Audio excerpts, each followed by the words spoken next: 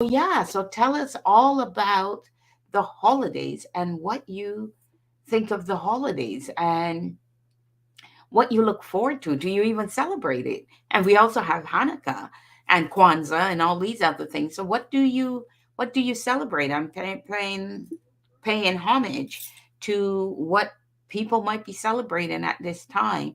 And we're just hours away from midnight, and we're just going to continue all the way along, all the way.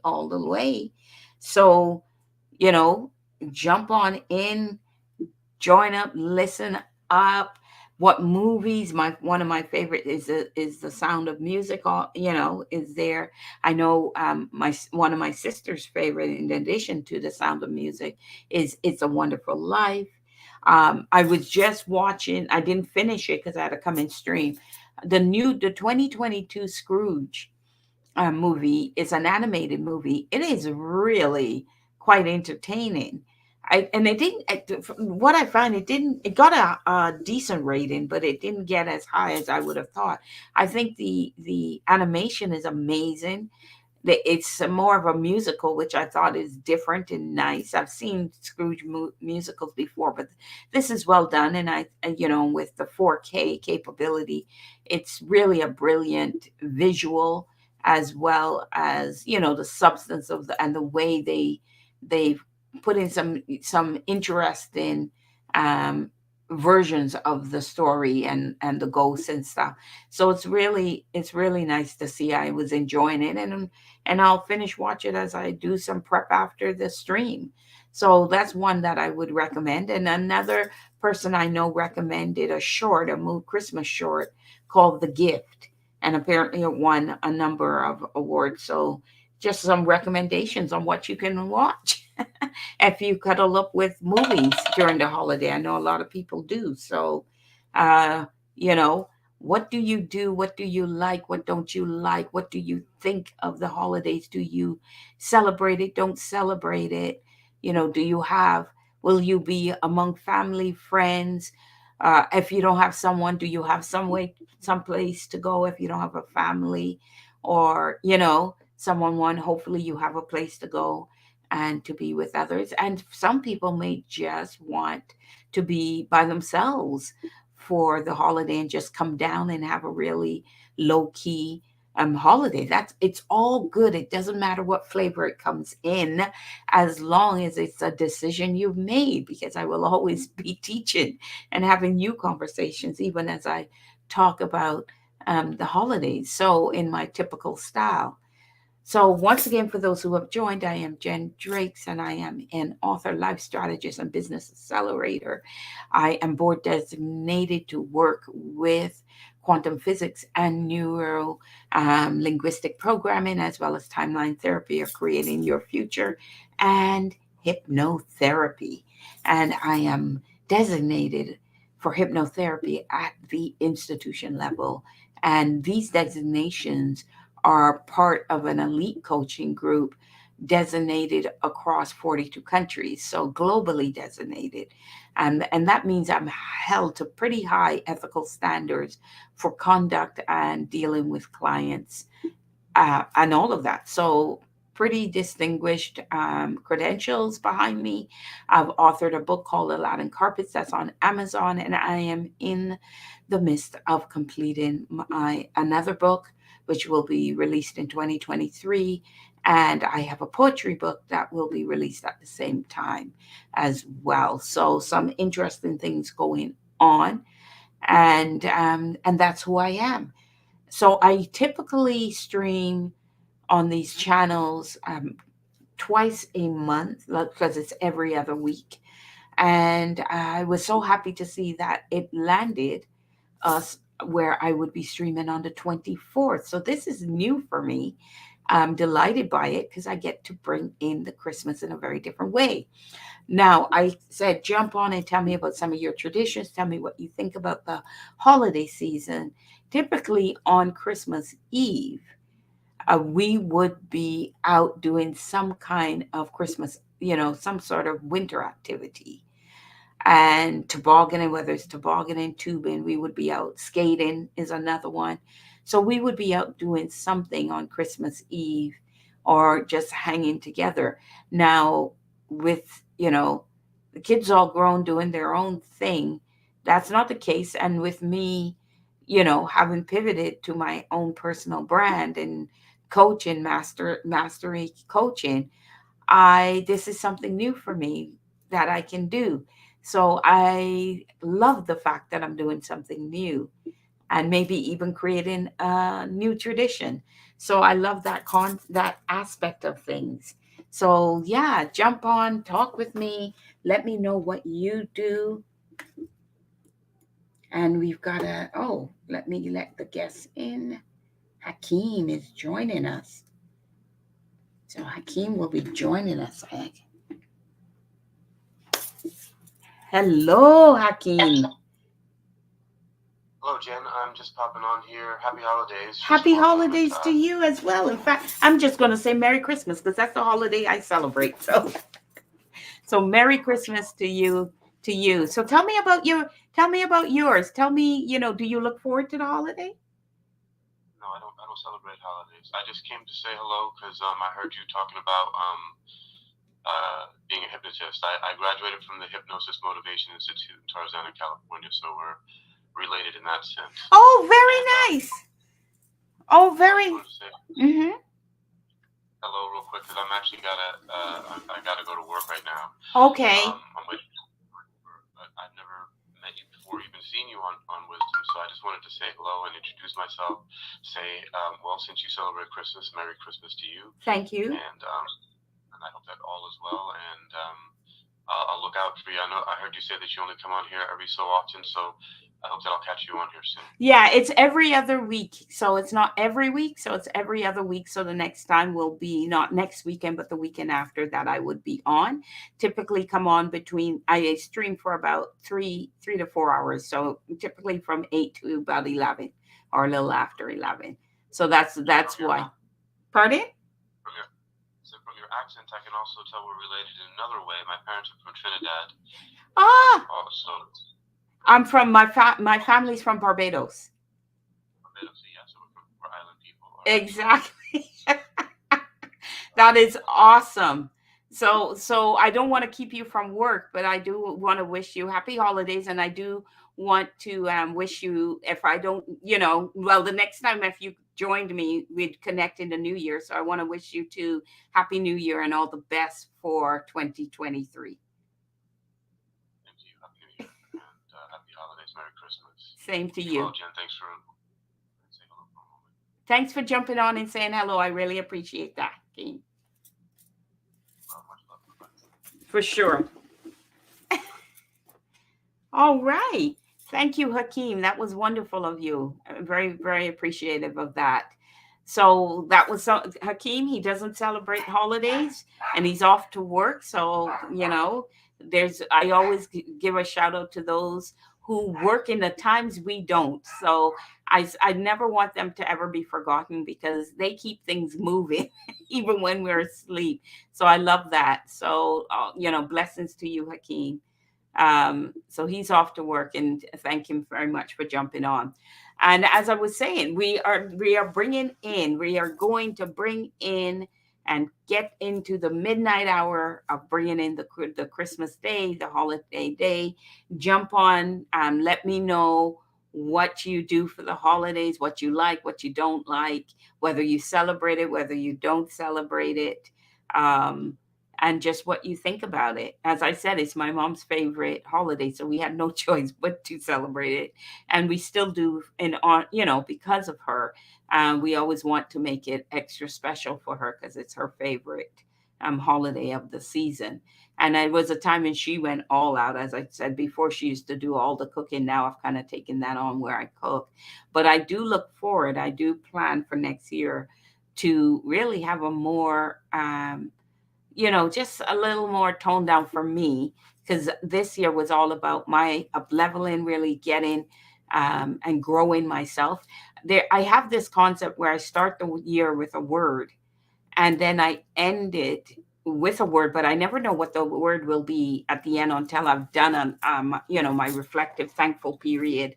Because from September to December is what I call the thankful season, and I use it to reflect on how my year have been overall and to plan goals going into the new year. I do my vision board, which I do have my 2023 vision board, which led me to the word that I will be going into 2023 with. But I want to tell you first about the 2022 year, where I started it with the word of growth, and I'm ending 2022 with the word acceptance.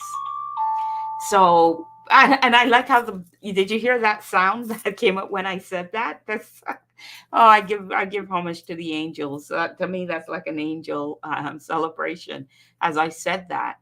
And why I had to think about why acceptance is because growth led to me coming into a lot of realization that as I'm growing, as I am, getting the reach, be careful what you ask for. Am I getting the reach that I am? There was an element of caution, second guessing, second thoughts, thinking, I'm not sure I want this. I had to I had to grow. I had to deal with that. And in dealing with that, I came to accept that, into greater acceptance, I should say, greater acceptance of myself and my aspirations, my mission, and all of that. And the gifts that I have been given is that of speaking and writing. And I want to use those gifts to be in service to others, to help them through whatever challenges they're going through, whether it be mindset, whether it be limiting decisions, whether it's, whatever I can, and especially for young adults today, really want to use that in a positive way. And sometimes that means putting yourself out there. And I cannot be fearful of that. I cannot be hesitant about that. So that's where the acceptance came in. So my 2023 word I'll be going into has come, and I'm so excited by it, but I'm not going to reveal it quite yet. I will do that in my first stream of the year. So you something to look forward to say, what is Jen's word? So I'll let you know about that.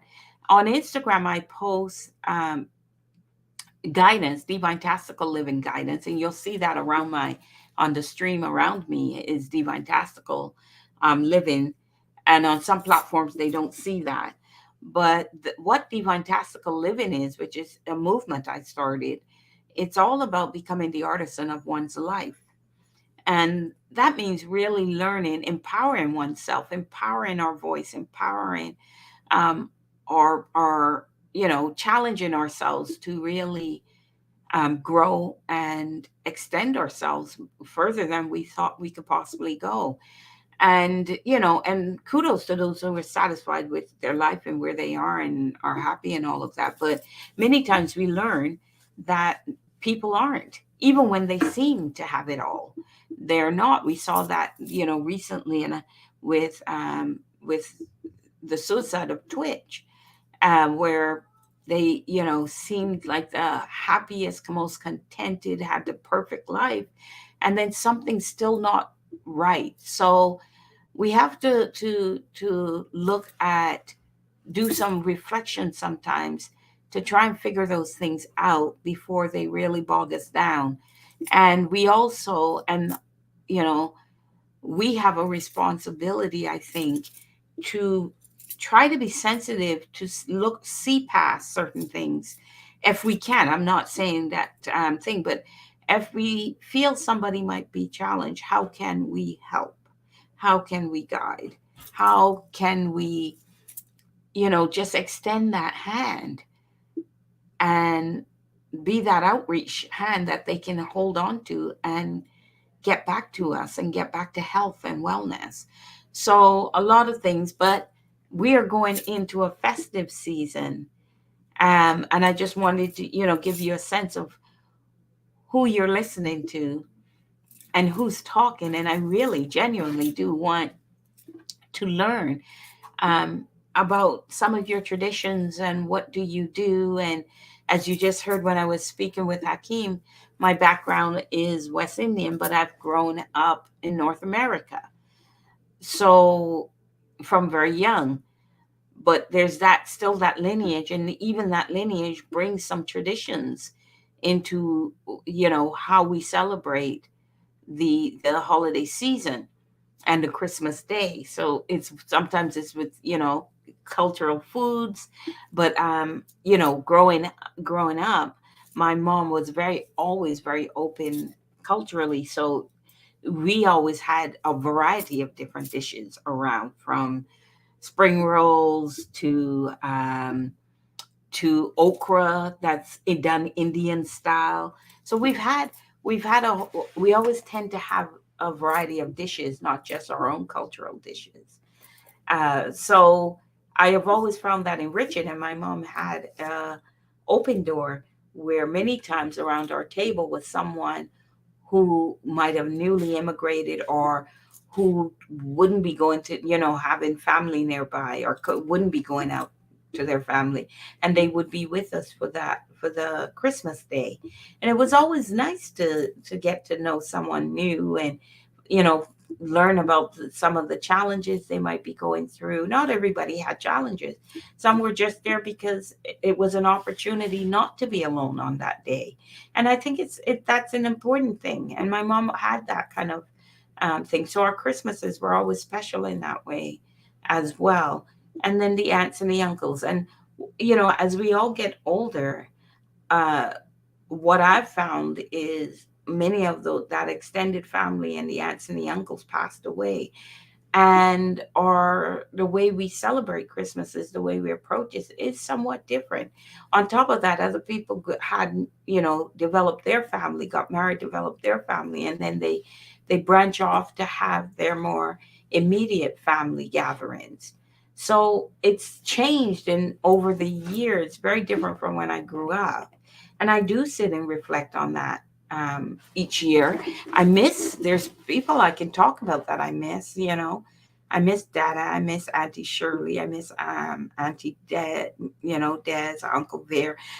There's a lot of people that used to be around us for the holidays that are no longer there.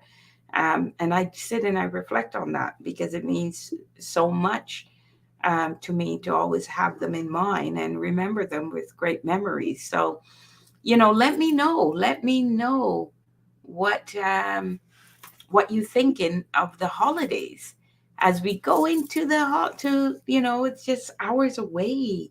It's just we're going to be soon there, um shouting in the Christmas. And then I was, in my podcast I was talking about all the songs I loved, because what we would do, we would go to midnight mass, and it started about 11 o'clock, and we would literally, be at church bringing in the Christmas day and singing amazing songs, and having, the choir doing their solo, as well as with the congregation. And it was always such. And then afterwards we'd have little eat, some snacks and eateries that the ladies would have prepared, and we would gather and then go from there and go home and prepare the meal. So really great memories. I have really good memories. Some interesting ones, because once you start bringing families together, and cousins, and aunts and uncles, there's drama. Sometimes there isn't, but every now and then there's a drama thing that happens that also lends some interest to the day as well. So jump on, let me know what are some of the memories, the good memories you have, some of the interesting memories. What do you like, don't like? What will you be doing this year for the holiday? Do you celebrate it or you don't celebrate it? I'm genuinely interested in what and what you do, and what you and how you view. So come on and let us know. With hours away, some of you might be out already, traveling, or just listening in and enjoying what are you doing on this thing as as the hours edge your way into the Christmas day? And how will you be spending that day if you celebrate it, or if you don't, what will you be doing? And Hakeem, who jumped on, yay, Merry Christmas. How are you doing? Thanks for joining me. Merry Christmas to you too. How are you doing? Tell me, what are you going to be doing for Christmas? What are you looking for? What's your favorite dish that you really, is not a Christmas day if you don't have it? What's your favorite dish? Things like that. So jump on and let me know. Merry Christmas to you. Thanks for that greeting. Mashed potatoes, garlicky mashed potatoes. That's awesome. Someone said their favorite, if it's not Christmas without mashed potatoes.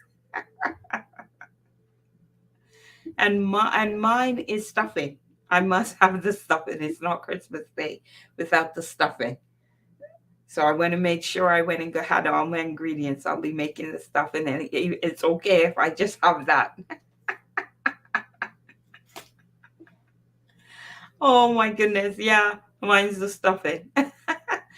um, I'm not so big on the meat. I don't care too much about the meat. A slice of ham is fine, and you know, oh, I want I have the same, yeah, yeah, there's bad booty, man. I have my bad booty shirt on. Ah, that you recognized it. Yeah, gotta do my shout out to Bad Booty. She changed her name though. She's changed it. I haven't gotten used to what the new name is yet. You'll have to remind me if you know. I know she's changed it, but I can't remember what it is. But yeah, Nia. Okay, that's her new name. Ex Nia. Okay, because I knew she changed it, but I don't. I still haven't gone used to it. So for all of you that are listening, on a different platform, I'm getting in some chats and stuff. But there's a young gamer, Bad Booty, and I have her T-shirt and support her and cheer her on, and many others actually, not just Bad Booty, but they recognize I had her shirt on. So she just recently changed her name from Bad Booty World to Exnia, as she grows and part of her maturity. That's why I'm telling you, I love it. Year after year, we grow, we expand. That's what it's all about. And to step into that and be able to change, and after especially growing the following, she's grown, and now she's changed, taking the risk of changing her name, and everything just shows maturity. So that's awesome. Ex Nia. So yeah, jump on and let me know how you celebrate. So what are some of the traditions that you do? What's a tradition your family does? Queen, let me know, what's a tradition that you tend to do?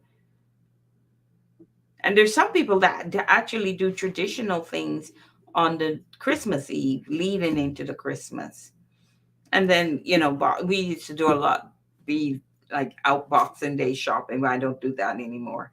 And as I had said earlier, on Christmas Eve, we would tend to be outside, tobogganing or doing some kind of winter sport or skating or something like that.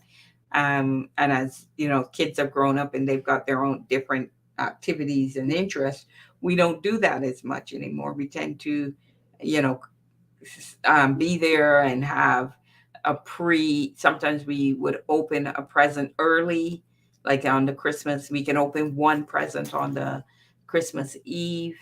So Queen says every year we spend Christmas Eve with family at their mom, and we open gifts that relatives send to us and eat amazing food. That's awesome, because I know there's a lot of cultures that actually do something. The French culture, they do something. They always have a Christmas Eve activity as well. So we are, as I said, we would go tobogganing or doing an outdoor activity. Come back, we can have one. We can open one Christmas gift in Christmas Eve. We typically would then thing with a movie, just do those things, and then come into the Christmas day. And and there's certain smells on Christmas morning that has to be there on Christmas morning, whether it's the smell of the turkey cooking or the ham cooking, or there's always a beautiful aroma of food and delights going on. And then, the noise factors come down because when the kids were small, all the screams from coming to see that Santa had visited and eaten the cakes and drank the milk, and was just squealing at the top of their lungs early morning. So it's always good to, such great memories. Really, there are. And I just think I used to have the same tradition when I was younger. One gift early on Christmas Eve. Exactly. It was one gift. And the thing is, we would like, and my parents did this to me, and I did it to my kids. It's like, I don't care what gift you choose. You can choose the biggest gift, you can choose the smallest. I don't care what gift, but only one. Go and get it. They go and get the gift, and then they have fun opening it, and hopefully the one they, if it was one they could play, they would end up playing for a few more hours into the wee hours of the morning, and then off to bed, because we have to get them into bed because Santa is not coming if you're up. So, but it would tire them out enough that they would sleep through it. So really great stuff that we used to do. And I was definitely a parent that was very much into the whole imaginings of Santa and Christmas and go all out. So we had fun with that, literally, to the point I put on like a size 12, 13 boot and made footprints in the snow. And oh my goodness, that was really quite the day when they saw the footprints. So it's really, yeah, we had some really good memories, good times. So Queen says, so one of the last streams you did, you told us to pick a word to enter the new year with. Exactly. Oh, oh, I love when you tell me you've been. That is awesome. I picked the word change. Okay, so your word is change. So I've started to make some changes since. You see how it works? You made a decision, you did a decision, and you backed it up. I've been working out more, and I completely cut marijuana out of my life. Wow. Oh my gosh. Congratulations. That's huge.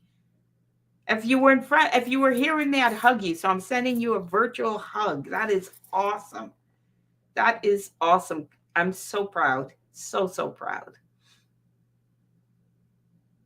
See, change. So now you've got to make a note that you start the year off with the word change, because it's very important that you reflect on the end of the year and see if the word is the same or you've ended with a different word.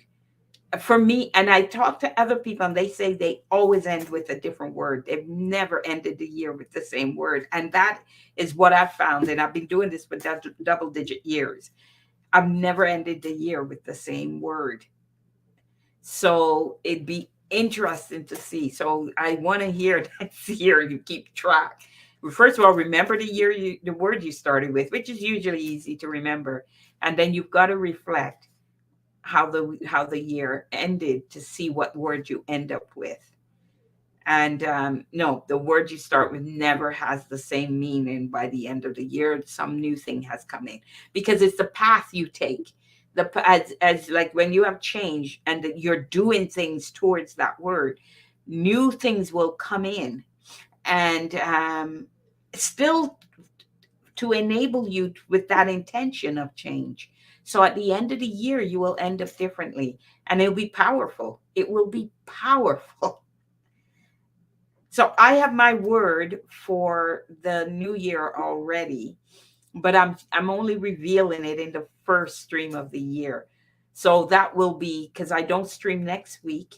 I, I'll stream the week after. So listen in then, join me and listen in, and you'll hear what the word is I'll be starting the year with. And you heard my words, right? You heard. I don't think last time when I streamed, I had the year ending word. So just so you know, Queen, I started the year with the word growth, and I ended the year. I'm ending the year with the word acceptance. Profound. That is profound, right? Because you can't. I couldn't achieve growth without accepting the very growth that I asked for. So I ended up the word with acceptance. It was huge. It was, and the path was awesome. Yeah. So I want to see what you end up with at the end of the year. Change. That is, and just to know it's already started. And you'll remember also when my last stream I said that if you start to do this, you will actually start things in 2022, which will give you momentum immediately going into 2023.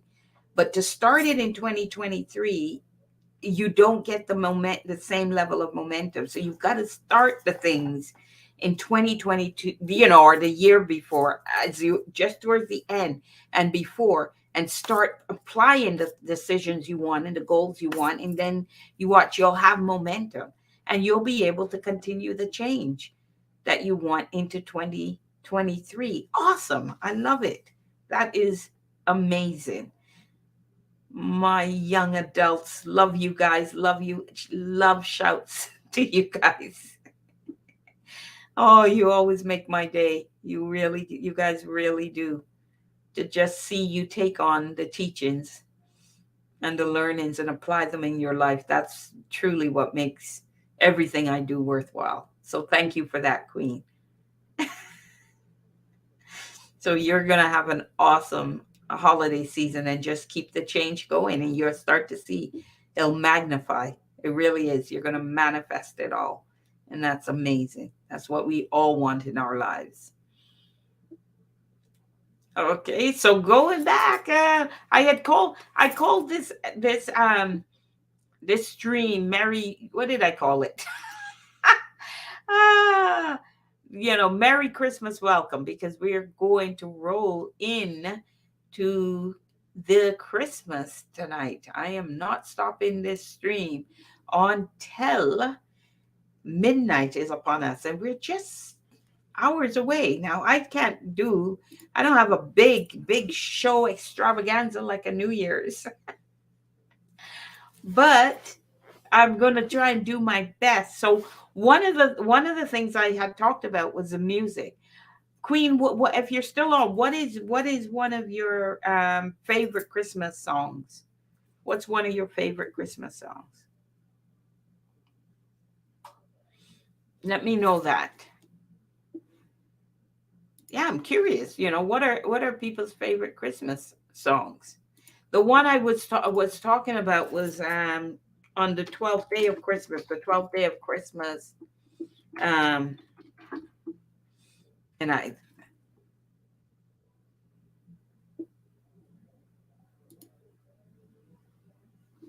yeah, the 12th day. It's a movie as well as it's I'm never sure if they are if this is considered a poem or just a song. I'm never sure. So that's why you heard me hesitate when I say, because I consider it a poem, but it may very well just be considered a song. So I don't know. If somebody knows, let me know. I'm absolutely open to learning. So let me know. Oh, Snowman by Sia. Snowman by Sia. How does that go? I'm trying to love it. Now I'm gonna go and look and try and listen to Snowman by Sia. I'm curious about that one now. Let's see, Snowman.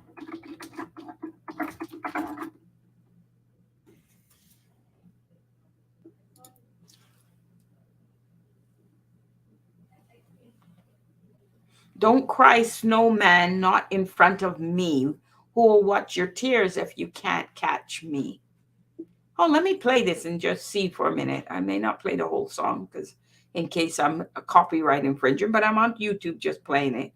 I don't know if all of you will hear it, but let's see. I'm curious what this song.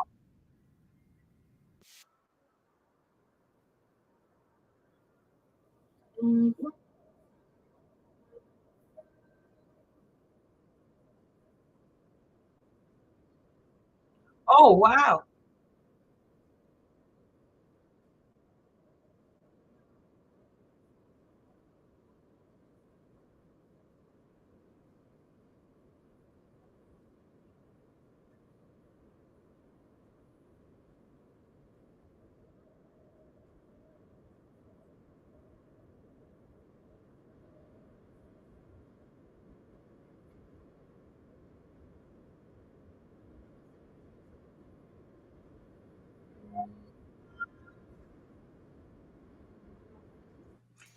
Oh, wow. I definitely did not know that song. I am totally honest. I did not hear that song, but now I know, Queen, why you love it.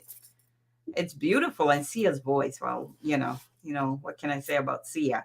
But that is beautiful. I was not aware of that song. So thank you for that. That's like a gift to me.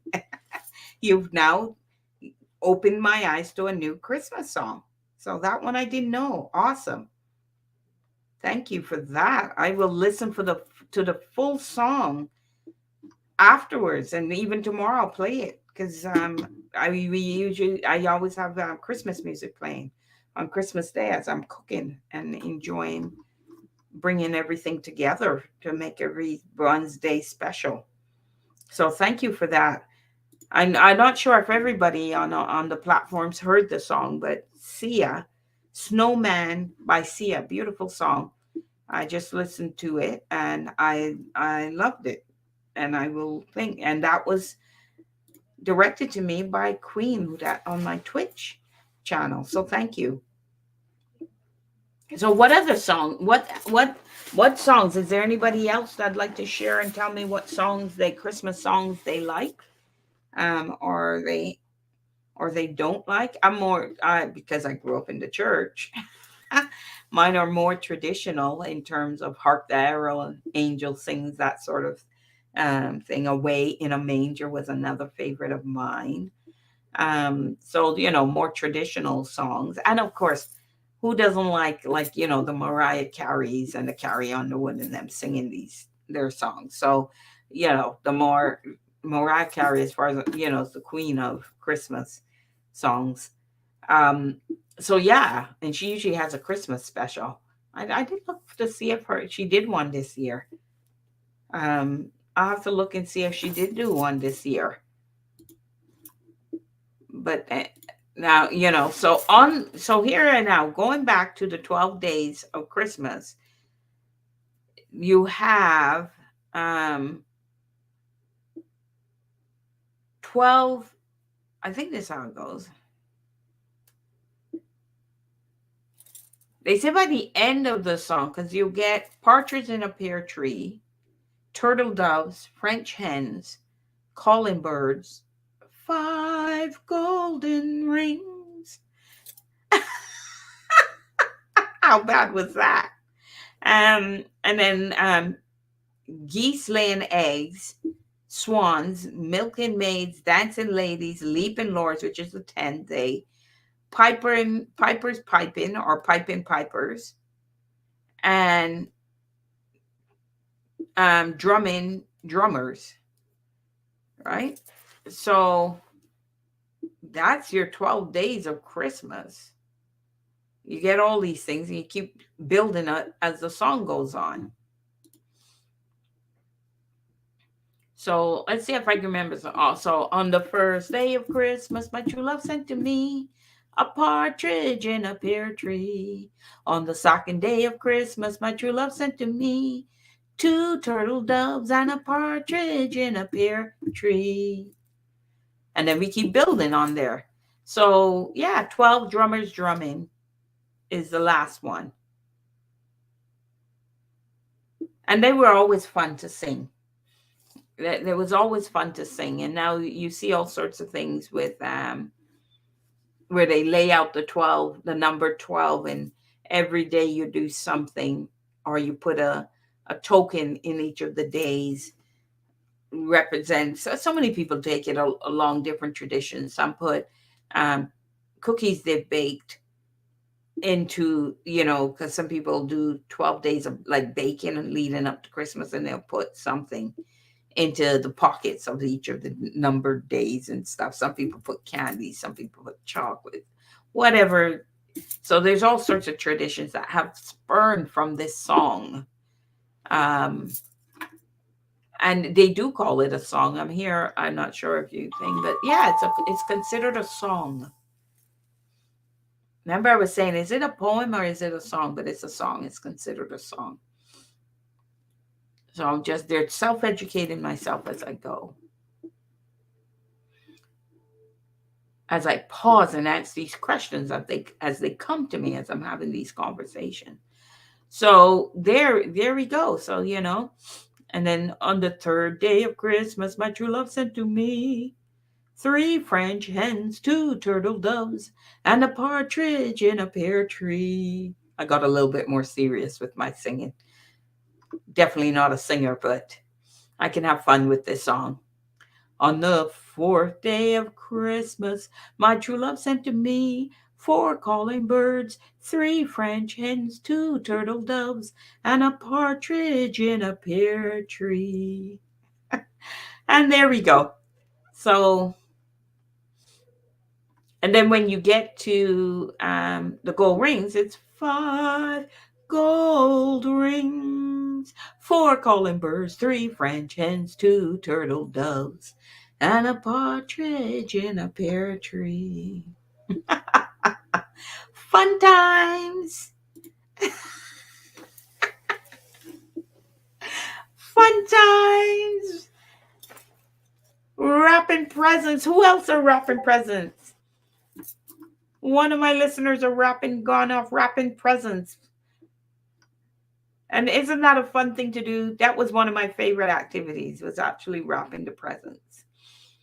And because in every piece of the wrap, in every fold, in every tape, and every ribbon, and every bow, and every the message that you stick on the present was love.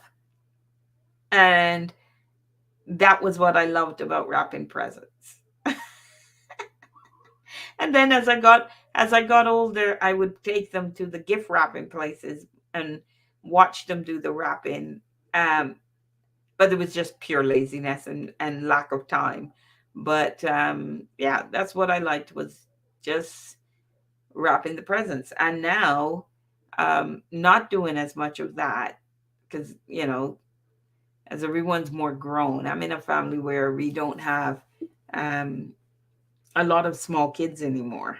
But once we do get to that, that's when I think all the thing of the gift giving, because really for me the gifts are all about the kids. Um, and as adults, you don't need. You're just accumulating stuff, as far as I'm concerned. That you don't need. That's that minimalist side of me coming out. So as an adult, there's nothing that you need. And the older you get, because I know when my grandmother and my mom, there's not. What are you going to buy them? There's nothing they need except the true things they might need, and then you get them what they really need. But it doesn't necessarily have to be at the holidays either. So, those sort of things have moved away from us in terms of where we're not out buying presents and feeling obligated to buy presents and stuff. That consumer aspect of Christmas has gone away, and I can't say I miss it. I don't miss it entirely, except for maybe the wrapping of gifts. So it's interesting how you change, and how things change, and your mindset change, and what's priorities change, and what's important now for me is more about the connection, and just enjoying, and I always like cooking, so cooking at the holidays is no big deal for me. But what I do enjoy is then sitting back, because after you spent a day of cooking, you really don't want to eat. I don't know how many people find that, but for me, I find that's to be the case. And you really don't want to eat. So I enjoy watching all the guests and the other people around the table eating and enjoying the food. And that's where I get then my wins back, after being in the kitchen all day. But me, I'll eat very little, because I've had enough. Not just not thing. It's just it's too much food around to then be like, what are you gonna do? Run around. So it's better to watch other people take the food and enjoy it, and and really the ums and the ahs they're eating and going, this is really good, or what did you put in this? Um, and stuff. So yeah, that's how I get my satisfaction back, but not from gifts or gift opening anymore. And then we got a cat that would tear down our Christmas tree, so we stopped even doing that for a bit. But we'll be able to get back to that at some point in time. But yeah, so it's interesting how over time things change, doesn't it? And I'm open to change, so I'm not one of those people miffed by change or have a rash because something's changed. And sometimes the changes are nice reprieves from things. What wouldn't change are some of the traditions, right? Like there's certain dishes you need to have at the table simply because they're traditional dishes. And then there's some now because there's everybody eats differently now, where some people are vegan, some people are vegetarian, some people are, there's even some that may not eat pork. So you've got to be careful to suffice everybody with, and respect how everybody is and still have the meals on the table. So it's very interesting, different times. So traditions have changed, so jump on, let me know what other traditions or things have changed for you. How has things changed? As I said, I've been asking, what will you be doing for the holidays? What won't you be doing? What do you like? What don't you like? Do you celebrate? Don't you celebrate? Which traditions do you celebrate? Are you, yeah, Jewish celebrating Hanukkah? Are you celebrating Kwanzaa? Are you celebrating Christmas? Or you don't celebrate anything? Like we had Hakeem on, who he said doesn't celebrate holidays. So total respect, but what is it then? And as long as you tell me, then we can, we respect how you are. So Hakeem wished me Merry Christmas because he knew I celebrated Christmas. So that's what life is all about. It's all about inclusion and, just accepting the differences that makes it so rich for us to be amongst each other. Those differences create richness in us. And I get to learn, like if I had Hakeem on longer, I would learn, you know, did he used to celebrate or he does, why doesn't he? Or, what's his thing? Is it religious? Is it just I would get to know him a lot, more. And I think that's amazing. That's what makes it amazing. When imagine if we were all alike, it would be pretty boring. So I love to hear. As I said, my mom used to have an open door, so we always had different types of cultures and people in our Christmas gatherings, and we learned from each other. And there was always love around and kindness, and it always made me feel good to know somebody isn't alone. And this was even as a child. People are not alone at this time, this festive, family oriented and friend oriented and gathering oriented holiday. If they want to be great, but if they don't want to be, then we should open, our hearts and our arms and our doors to give them a gathering that can add a memory to their life. So it's pretty awesome. It's how I look at it. And then why I like this side this season as well is it leading us into a new year, and that's always exciting, right? So we soon after there'll be New Year's, and then we get to bring in a whole new year. We just passed on the 21st and 22nd. We had our shortest day of the year, and now we're starting to get more light back. Solstice is we had our solstice, and that's also a point of change and a point of um, to be celebrated, right? And soon we'll start to notice that the days are getting brighter, and that's amazing.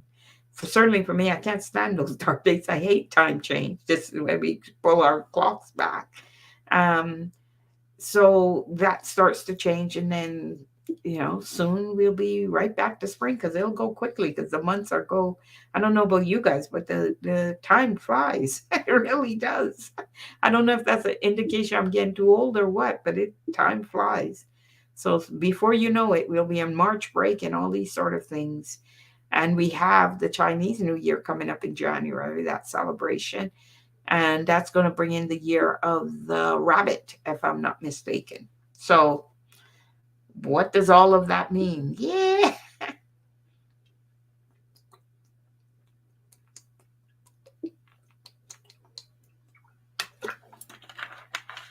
So, I just took a moment to drink some water because I was very thirsty. And so just wanted to take to drink to get some hydrate. So yeah, so Christmas is almost upon us. We talked about the songs.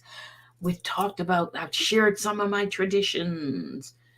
We've shared how different we are and some how we approach this time of the year, and acceptance of all of those things. And we've talked even about how the holidays really conducive for for children. But if you're like our family that doesn't have any young children now, then the holiday is a different kind of holiday. And when kids come back into our family, when we break that gap, then we'll be back at talking more about Santa and focus more on the Santa side of things and all of that. The other day, let me also share this week I went to a light show, and it was a drive-through one. My first time going to a drive-through. I've been to ones that you walk around. I had gone to that in November, a light show where you walk. But this one was one where you drive through, and it took about 25. Yeah, it took about 25 minutes to do the drive, and you go slow, like you drive through and just take it in, take in the sights. I took video of it, all of that sort of thing, and you just take in the sights. But oh, it was gorgeous. It was beautiful. It was a perfect night. There was supposed to be snow coming. It didn't come. What we got after we were done was some rain as we were having dinner because we had a late dinner afterwards, and we had a really nice night out, but just beautiful seeing all the different type of image, lighted. We had a barn, we had a fire truck, we had a ski hill with someone, the lights were going as people, like if someone's going down the hill. We had signs of, you know, season's greetings, Merry Christmas, Happy Holidays. It was just an all in lights, and amidst the darkness and everything. And as you turn, you'll see new. And when we went through, they had like covered, light covered um, archways that you would drive through. That was beautiful. So it was really amazing to see, and that's one of the beauties of this season is when they light up the streets and they light up, and then you have these special illuminated type event things that you could take, because that you can go buy tickets and go to, and that was nice. It was beautiful. Because it was a car, you can stuff people in your car and just go. So yeah, we had there were about 5 or 6 of us, and when just drove through watching the lights and having a great time. So these are things you can do during, and it's cold enough now. We had a little warm period, but now it's cold enough that there's probably the skating rinks are probably up and about, so you can go skating and start to do some winter activities. Where I am right now, it is blistering cold. And I mean windy type blistering cold, where when it blows, the cold just goes right through your coat, right through you if you're not properly dressed. So I had my full winter gear on when I was out, because if not, whew, but there's a little dusting of snow. They had called for something like, I think they said there would be 16 centimeters, nothing close. Like we got rain, then turned it turned a little icy, not full freezing, but it was cold enough that it, had that little bit of frost on it. And then we got some blowing snow, and not even needed to shovel. You didn't need to shovel. So nowhere close to what they said we were going to get. But at least it brought enough whiteness to make the Christmas lights on the homes and everything look amazing, and really get us into the holiday. And the other thing I have to tell you, when you were driving through the lighted show, they had a radio station that they told you to turn to, and it was playing all Christmas songs. So as you were driving through, you had the Christmas songs throughout the car, really just adding even more to the spirit of the season. So that was a blast. So yeah, that was a touch I forgot to add that was there.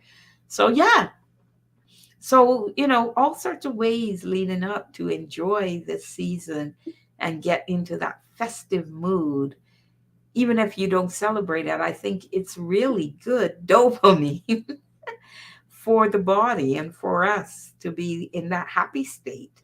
So it's all good, no matter how you look at it, to just you know help your mindset and become very festive and delighted and just singing songs and lightheartedness and youthfulness and childlike um, things that just to be a child again, even dreaming and all of that. By all means, I'm totally supportive of those things. So yeah, so jump on, let me know what you fancy. Don't be shy, come on now, jump on, let me know how do you spend the holiday, or is there anybody that is going to be that are in a airport, stuck in an airport, any delays, flight delays, are you heading out and going to some south maybe for the holidays, someplace warm? Are you going off to greet family?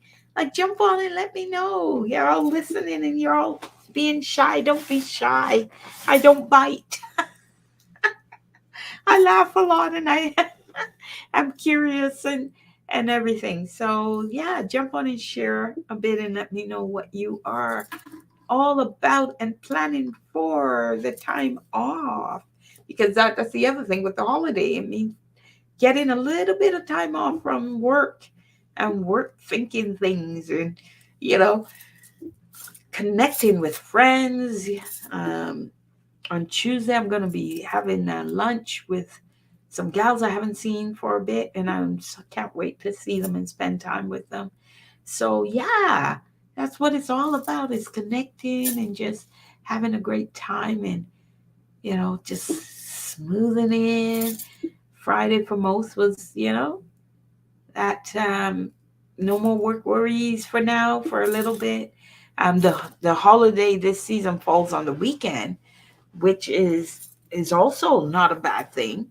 So it falls on the weekend, and so you get the holiday back in the week. So Monday and Tuesday are the two official days to get back because they fell on a weekend. So yeah, so all sorts of things, and then right in there, are you looking forward to 2023? What do you have planned for 2023? Someone here told me, Queen told me they're decompressing, doing some yoga, going to see the new Avatar movie. Yeah. That's one we've been waiting for. What, 13 years? We've been waiting for Avatar? Wow. I've got to go back and watch the first Avatar. I'd still remember the story, but I'm going to watch the first Avatar and then go to the second Avatar to remind me. It does feel like forever. That is a long time. There was something that came out to explain why it took 13 years for this movie to come out. But I think I forget the director's name, but the director is pretty detail oriented and definitely um, applies a lens of perfection on what they do. They really want, but such vision behind them. So it's in. I can't wait to see this movie. But for one, I still have to go to that. I'll be going over the holidays, is to see the Black Panther movie. So I have to go and see the Black Panther movie in theaters. I will be going to the theater to see that. I want to see it on the big screen. I refuse to see it on you know at home or anything like that. I want to see it on the big theater, so I'm going to definitely going to go and see it. So I'll go see that first, and if we can get in the Avatar movie, why not? James Cameron, thank you. I'm terrible with these names sometimes.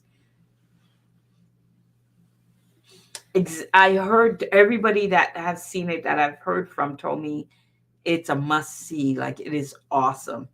So we're talking about Black Panther, yes. So I definitely have to go and see it. And I had always planned to do it on the big theater. So that's where I would go. The Woman King got me to go back to the theater for the first time since COVID in over 3 years. So now I can go and see Black Panther. Uh, you know, so I'm happy for that because I'm a movie buff.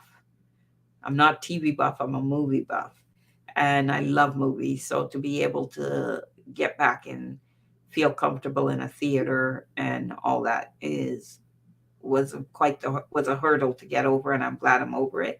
So definitely going to see Black Panther there, and I would like to see Avatar as well because I saw the first Avatar in the theater, and I would like to continue to see it on the big screen. So those are some movies right there. 2023 is actually going to be quite the year of movies. There are a lot of epic movies planned for 2023.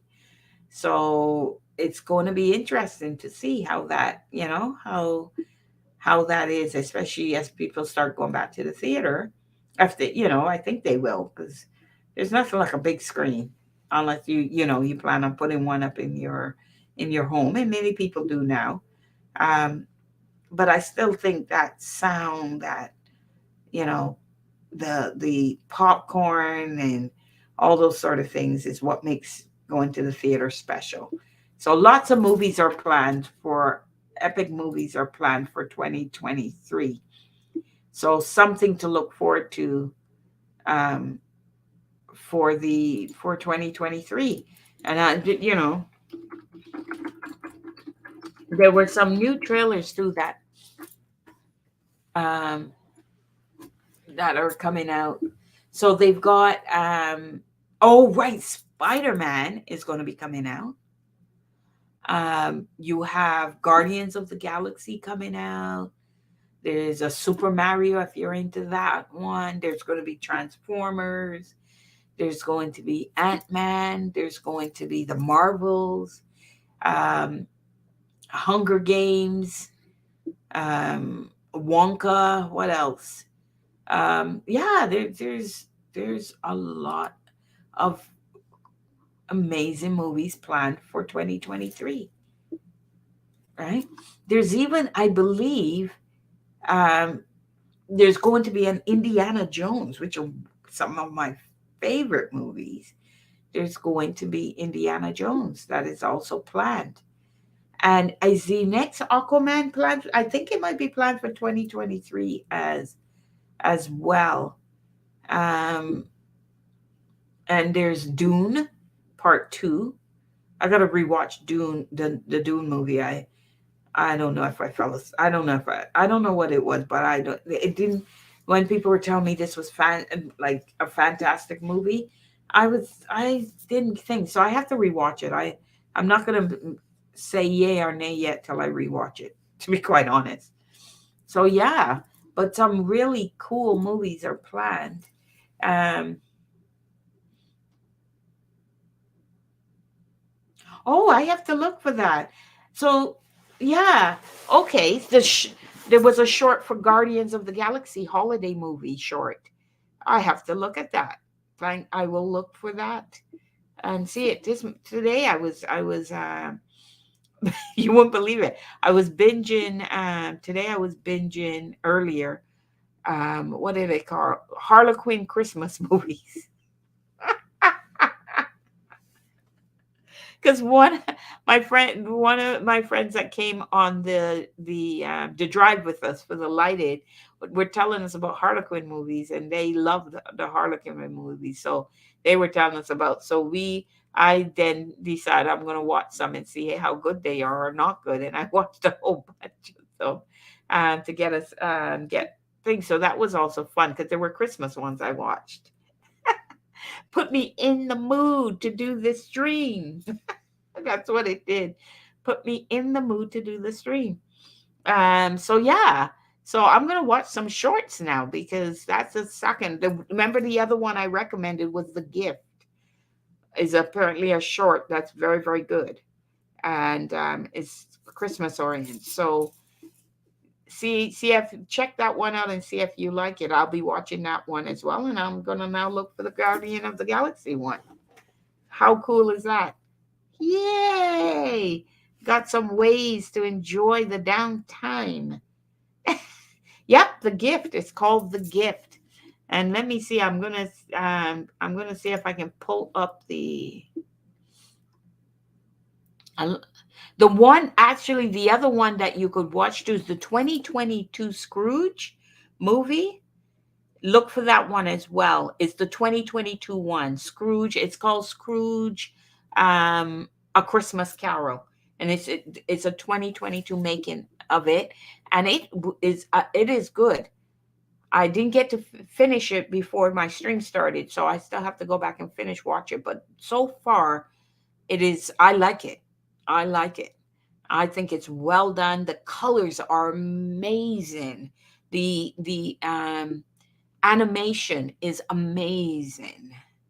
I like the animation. Sometimes, you get new animation and you don't really like it. It's a little off, but this one's really good. I really like it. So I'm actually going, the reason I came was to get you the gift one. I'll put it in the chat. Let's see if this works. I'm gonna try this. There you go. It does work. So I put it in the chat for the gift. It's on YouTube, so you can watch it. It's a short, and apparently it's very good. And I had recommended the Scrooge to a group that I'm in, and after that, everyone's been recommended movies. So the gift came out. Snow. Another one is called Snow, which is a Christmas one as well, and it's just called Snow, a Christmas short film. Wow, I've always liked shorts. Uh so I'm pasting that one too. See if you like that one. Pretty cool. So a lot of people now are recommending movies. And then there's also another short called Believe in Christmas. So I'm sure if you go on YouTube and you put in Christmas shorts, you'll probably get a whole bunch that you can enjoy, which is a nice way to settle down and just enjoy your downtime from work. You don't want to spend it all watching like on a tube. Get out and get some outdoor activity in. I'll always encourage that, but at the same time, because I'm a movie buff, I don't mind recommending some movies and some shorts for you. So those are some. So you had Believe in Christmas, you had Snow, a Christmas short film. You had The Gift. Those were all shorts, and then you had the one that Queen recommended, which was the Guardian of the Galaxy short, Galaxy Holiday movie short. That is apparently quite good. So you've got four recommendations of movie plus Scrooge, the 2022 Scrooge, which is quite visually stunning. And of course, the movie it's the same kind of along the same lines, but it's visually stunning. And I thought it was very well done, and I was really, really enjoying it. And when I'm finished, I'll go back and finish watch it, and I'll also check out some of these shorts. And then before I get in the kitchen and start cooking. So there you are. There's never TMI on Jen's streams. It's all good. It's all about sharing. So, jump on. You can check out those Queen and the others and see if you like them as much as the people that recommended them said. So yeah, so don't be shy, all you guys listening to me. I see all you guys listening, and nobody's jumping on to chat. So do not be shy. Chat it up, and let me know what you are doing for the Christmas day and the holiday day. What will you be doing? Are you heading to family? How will you be celebrating? What do you like and what don't you like about about celebrating? And we have just officially hit 10 o'clock Eastern, which means 2 hours, 2 more hours before midnight. Yay! Time is coming down. The time is coming down.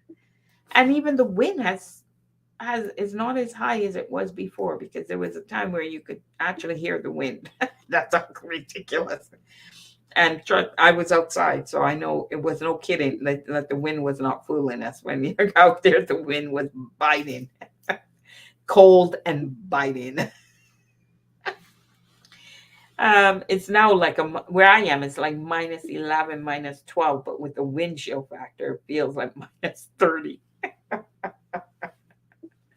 So, and I know I was out there and I had my snow pants and snow jacket on, so I was fully ready for the temperatures and stuff.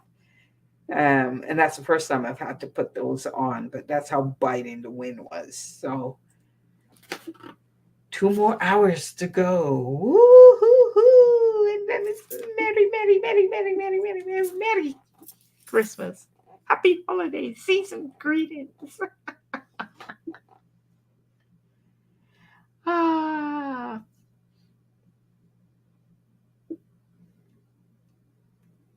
okay. I was saying queen. I was calling queen. But thank you for that. Appreciate that, queen. So yeah. So we will soon be in holiday time. Holiday time. So tell me, come on, jump on, talk to me, tell me what you do for the holidays. What will you be doing? Do you have kids? Are you getting presents? And you have nieces and nephews and cousins and grandchildren and all these that you have to think about to be ready for, because you do not want them not to believe in something. Let their imaginations roam. That's the beauty of kids, is to be able to have these vivid imaginations, and it's so healthy and it's so endearing. So yeah. And I'll tell you one thing I did once with, when my kids were small. I was really, as I told you, I was really into having them believe in Santas. We wrote Santa letters, so it was all there. We put out the cookies and the milk. So all that was done. And then one year, um, Santa left his bag behind, his gift bag, like the bag that he puts all the gifts in. He left it behind. And the morning, oh my gosh, you should have heard the kids squealing, running, waking us up.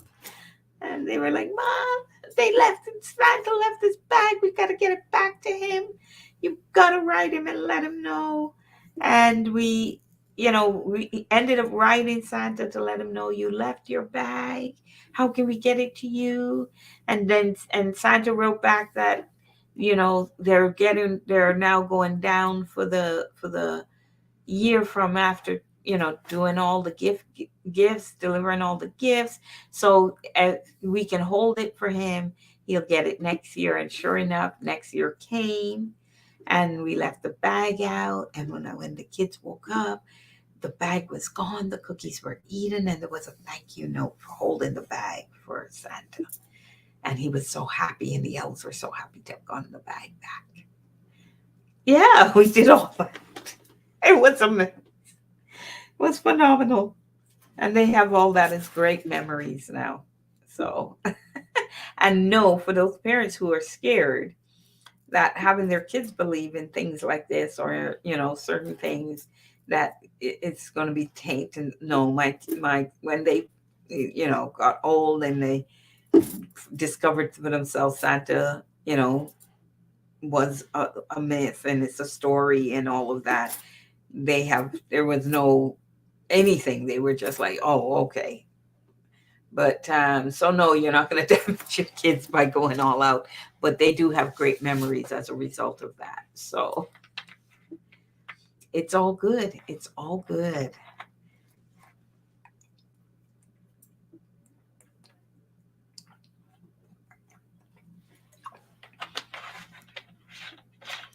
So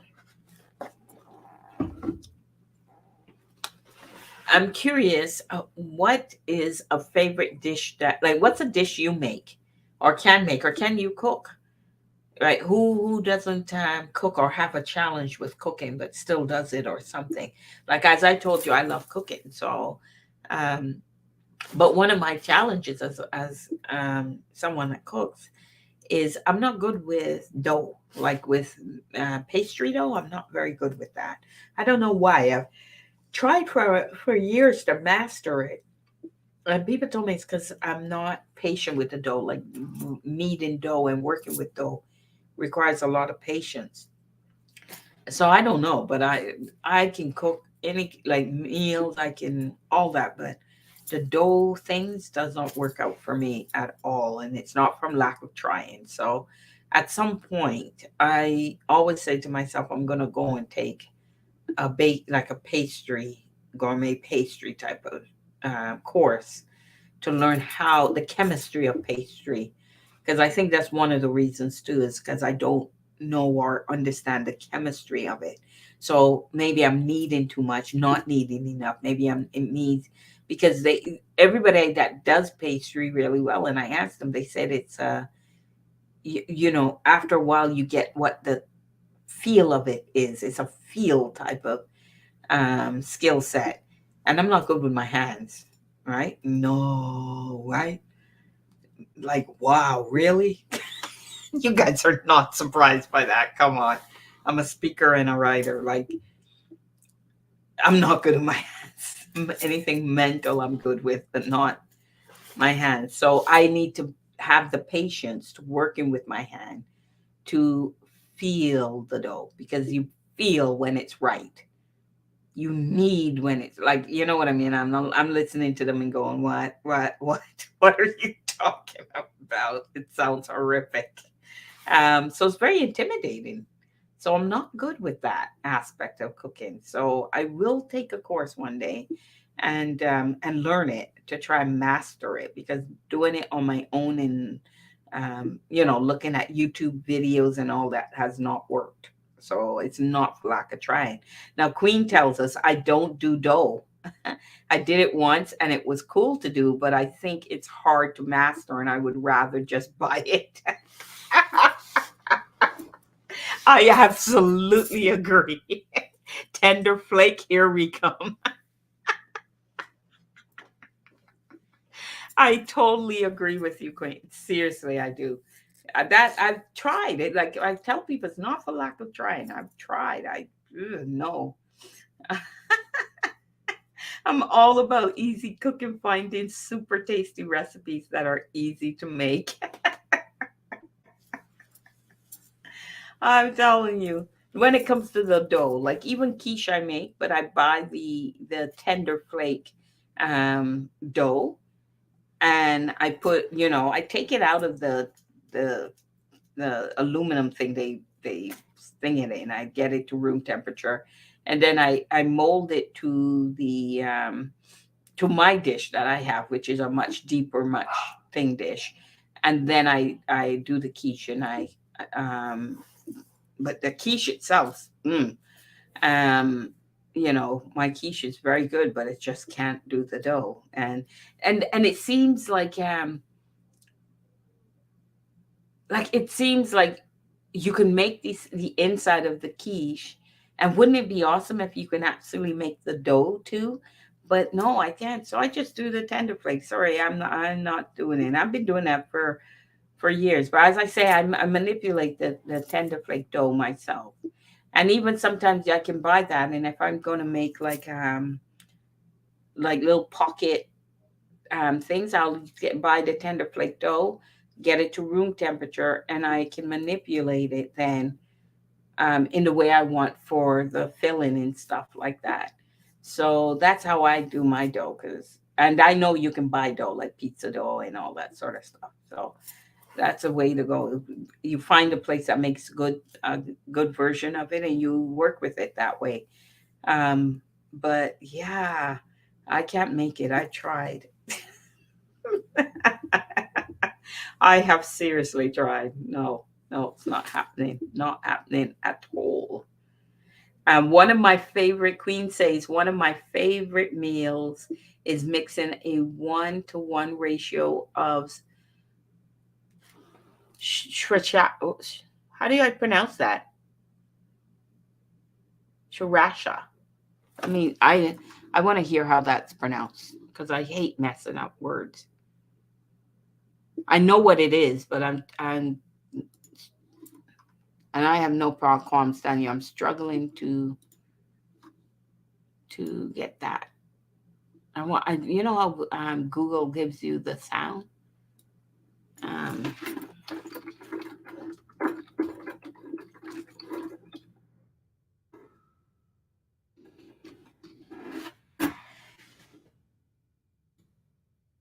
Here we go. Sriracha. Sriracha.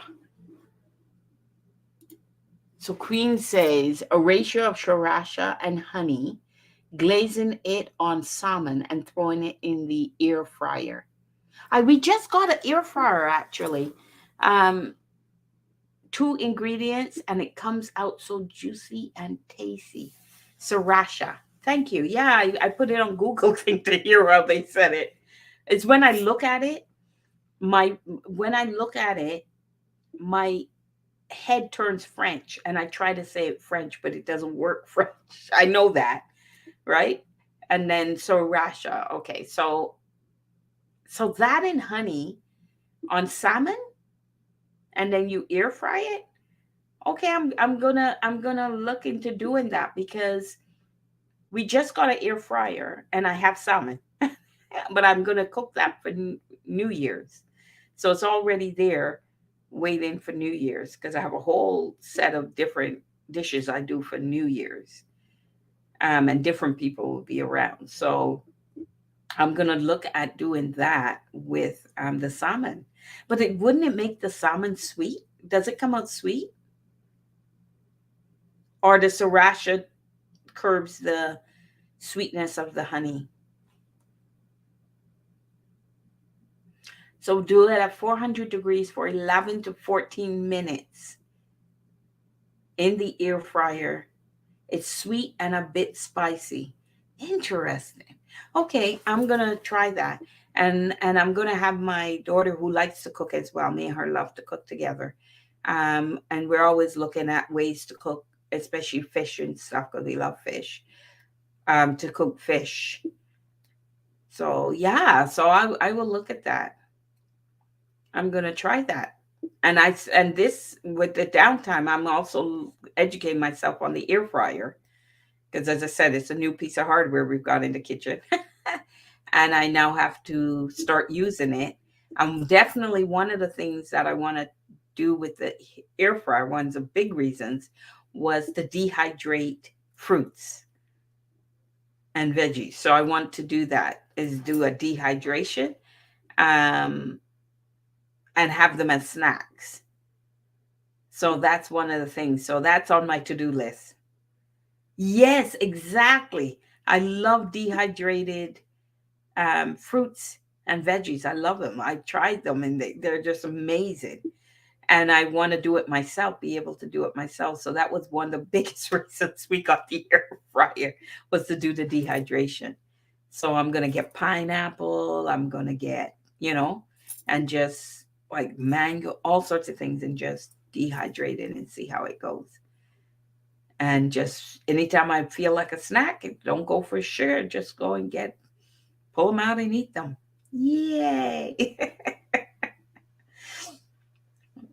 But I agree, it was so tasty. A friend of mine, her mother does it all the time, and she had bought back a whole big bag of all sorts of dehydrated fruits and veggies, and she had bought some for me. And I'm telling you, it was like heaven, heaven, heaven. Between smoothies, dehydrated fruits and veggies, I'm telling you, that's all you need to do. And that's of course if you like fruit, like I love that kind of stuff, right? But yeah, but lately I haven't had an appetite for like a big appetite. I've been just like ugh, picking more to stay alive than anything. I hate when I get like that, but I've gone like that, right?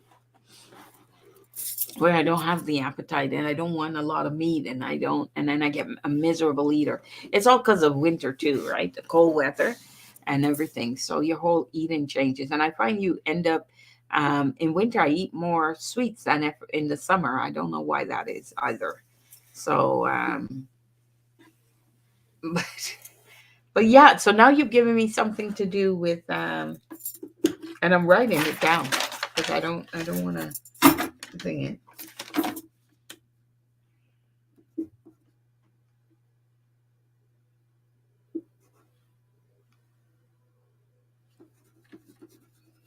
Sriracha and honey, and you put it on the salmon, and you put it in the thing at 400 degrees, 11 to 14 minutes. And I'm so happy because we have that. Now I have a Chilean.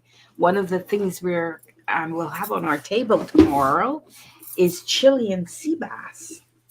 So I can't wait. I have it there to um, cook it. I think I'm gonna make a crusted version of it.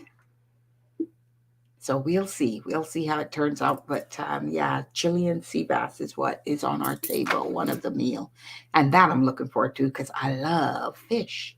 I love fish. I love me some fish. So I am definitely looking forward to that and doing that and just keeping it going. So yeah, it's gonna be pretty cool. Pretty darn cool. And yeah, so we have ham and we'll have fish and we'll have turkey because some people love turkey, which would I'll give us this, my stuffing. Remember, it's in my favorite is stuffing and lamb. That's the other meat we'll have. And then on New Year's we'll have salmon and we'll have duck. And I don't know, maybe something I might have one more thing on New Year's. I'll see though. We'll see.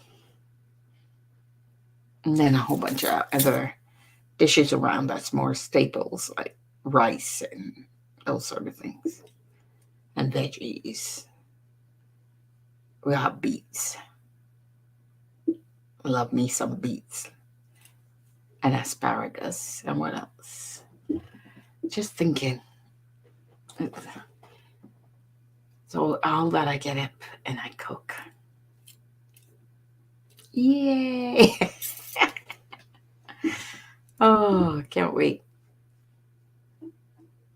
And we've got desserts. But we didn't go all too out with the desserts this year. Come down from the sweetness too much. But so yeah. So the holidays, and I've discovered a new song, some new shorts. Yum is right, Queen. That's how I'm feeling talking about my dishes.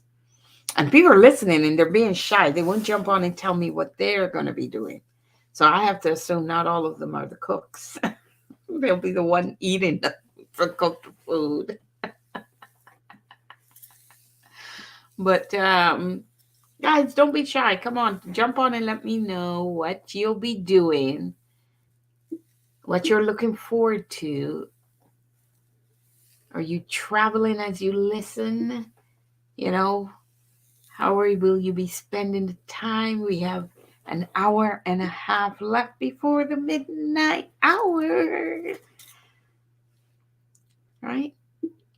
Jingle bells, jingle all the way. Oh, love those songs.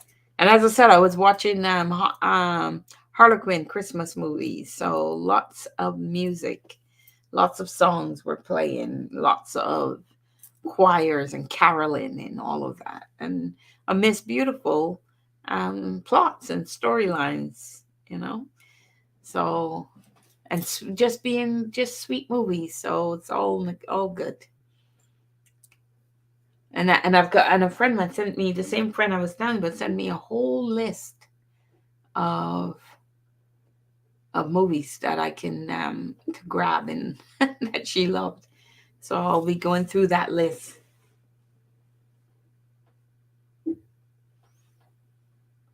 Yeah, okay, I have that down. So I already have the snowman one, and I'm gonna look at that one. I think what it is, I think why I don't know these is because I've never listened. Did Sia have a Christmas album? Is that why? Or she just brings out like single songs?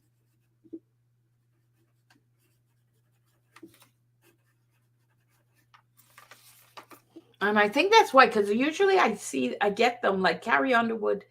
I got hers from her album or from a compilation of Christmas songs that I had gone in, and Carrie Underwood was on one singing. You know who's also Christmas songs I love? Pentonics. Their Christmas songs, oh my God, are amazing. Yeah, because I didn't know, I didn't equate Sia with Christmas songs. So I was surprised when, yeah, when I listened, because I love her voice. She has an amazing voice, and such a unique tonality to her voice. But I never equated her with Christmas songs. I know a lot of stars do Christmas songs, um, but I didn't equate her. So I'm gonna have to go and look and see if she has a Christmas album. I'm curious if she does, if there's more of them. Queen recommended Candy Cane Lane by Sia as a pretty good song as well. So I'm gonna check if she has. I'm really curious if she has. She did a Christmas album.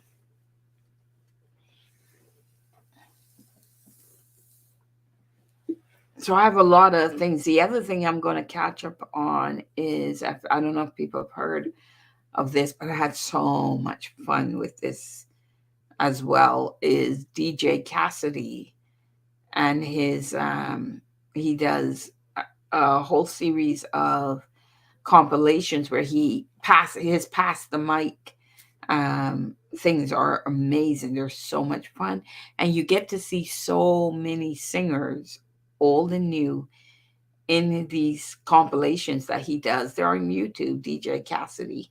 Just look him up and takes you down memory lane. Like I'm telling you, he had at one point, he did one for Mother's Day. He did one for, um, he does them for the Soul Train Awards. But they're always high and like they're just amazing. He did like he had Gladys Knight. He has it's just he just passes the mic around the world pretty much, um, and they sing the songs, and sometimes you get to see. Um, older singers and we're, in their present day singing the songs that we love. So that was a lot of fun. There's so many ways to have fun and just really enjoy our life. And it's these types of moments, and I always have to thank those who um pursue the dream and things they love to do and bring back so much to us, because I'm telling you, I can sit and listen and watch DJ Cassidy for long periods of time because it's so good and so entertaining, and it's just so nostalgic. To see these celebrities and singers that you hadn't seen for a while, and they're back there singing and they sound amazing and they're doing things. So it's just really a good thing. So that's something you could look at too as something entertaining. And something like that is something I would do New Year's Eve. Now that's something I would do New Year's Eve and kind of say, let's get to town. Here's the music. Let's go. We're gonna do all of this. So yeah.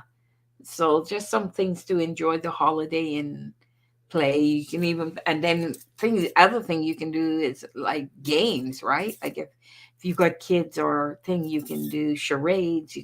There's a lot of games out there that you can play as well that just adds more memories and more delight to the gathering, the coming together. And another aspect of coming together that I love is catching up. If you see people that you haven't seen in a while or in a year or whatever, they just even sitting together, catching up on what they're doing in their lives, and where things are with them and you, and yeah, just literally catching up can be such a blast. So there we go. That's what we're saying. Holiday time. So, yeah, so now we've looked at, let's see. We have looked now at movies, 2023 movies. I still didn't go through all of them. There's actually a Creed 3. I actually haven't seen the Creed movies. So, oh, I think after I watch a number of boxing movies, and after a number of them, I was like, I don't know if I want to watch any more boxing movies. But I haven't seen Creed. But there's a Creed 3. The one I want to see is the Expendables. I hope it stays good. I hope they don't ruin it. There's going to be another Mission Impossible in 2023 as well. Oh, they're doing a Meg too. Are these in? And then, yeah, Aquaman and the Lost Kingdom is coming. There's a Fast X, which is Fast and Furious 10. Fast X is going to be in 2023. John Wick Chapter 4 is in 2023. If you're into this type of movie, The Exorcist, there's going to be a 2023 version of that. There's a Dungeons and Dragons. The trailer is out. Honor Among Thieves. That's going to be in 2023. Meg 2, as I said, The Trench. Really? Again, if you're into that.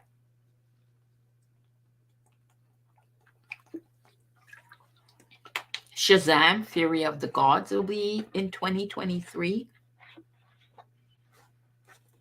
What else? The Little Mermaid. There's been a lot of hype about The Little Mermaid, a lot of things. So that's going to be coming out. And the girl that's playing that is the ones Beyonce mentored, one of the sisters. Again, forgot her name. Can't think of her name, but you know who I mean. So yeah, Flash. There's going to be a Flash 2023 in terms of a movie. Like, what else? So lots of movie in 2023.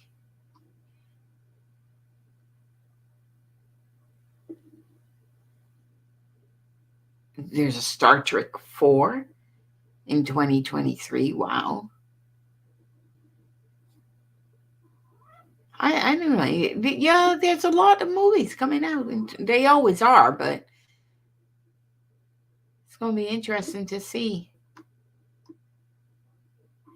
which ones are good and which ones aren't so good.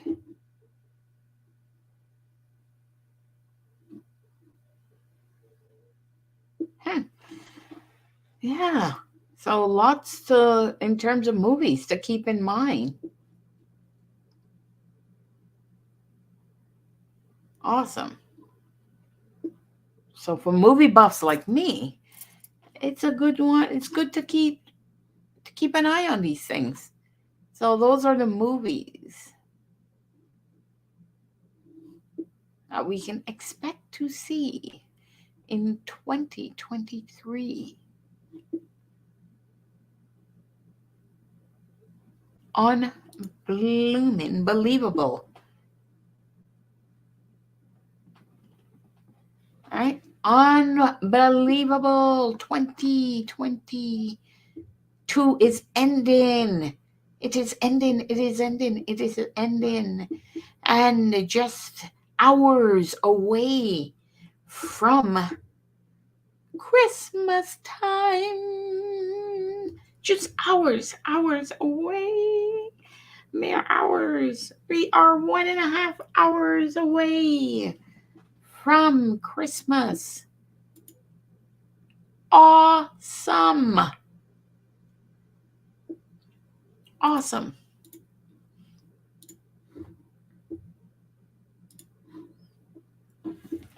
So we will be there. All right. And we will get festive. And there'll be lots of eating and drinking, not necessarily liquor drinking, just drinking, get staying hydrated. And we'll have dishes like for us, just to talk about the drinks, we will be having sorrel, which I think a lot of people now know what that is. We'll be having sorrel, and we'll be having a cultural drink called mobby, and it's made from a bark of a tree, and we'll be having that. So those are the two that we'll be having, and yeah, pretty cool stuff.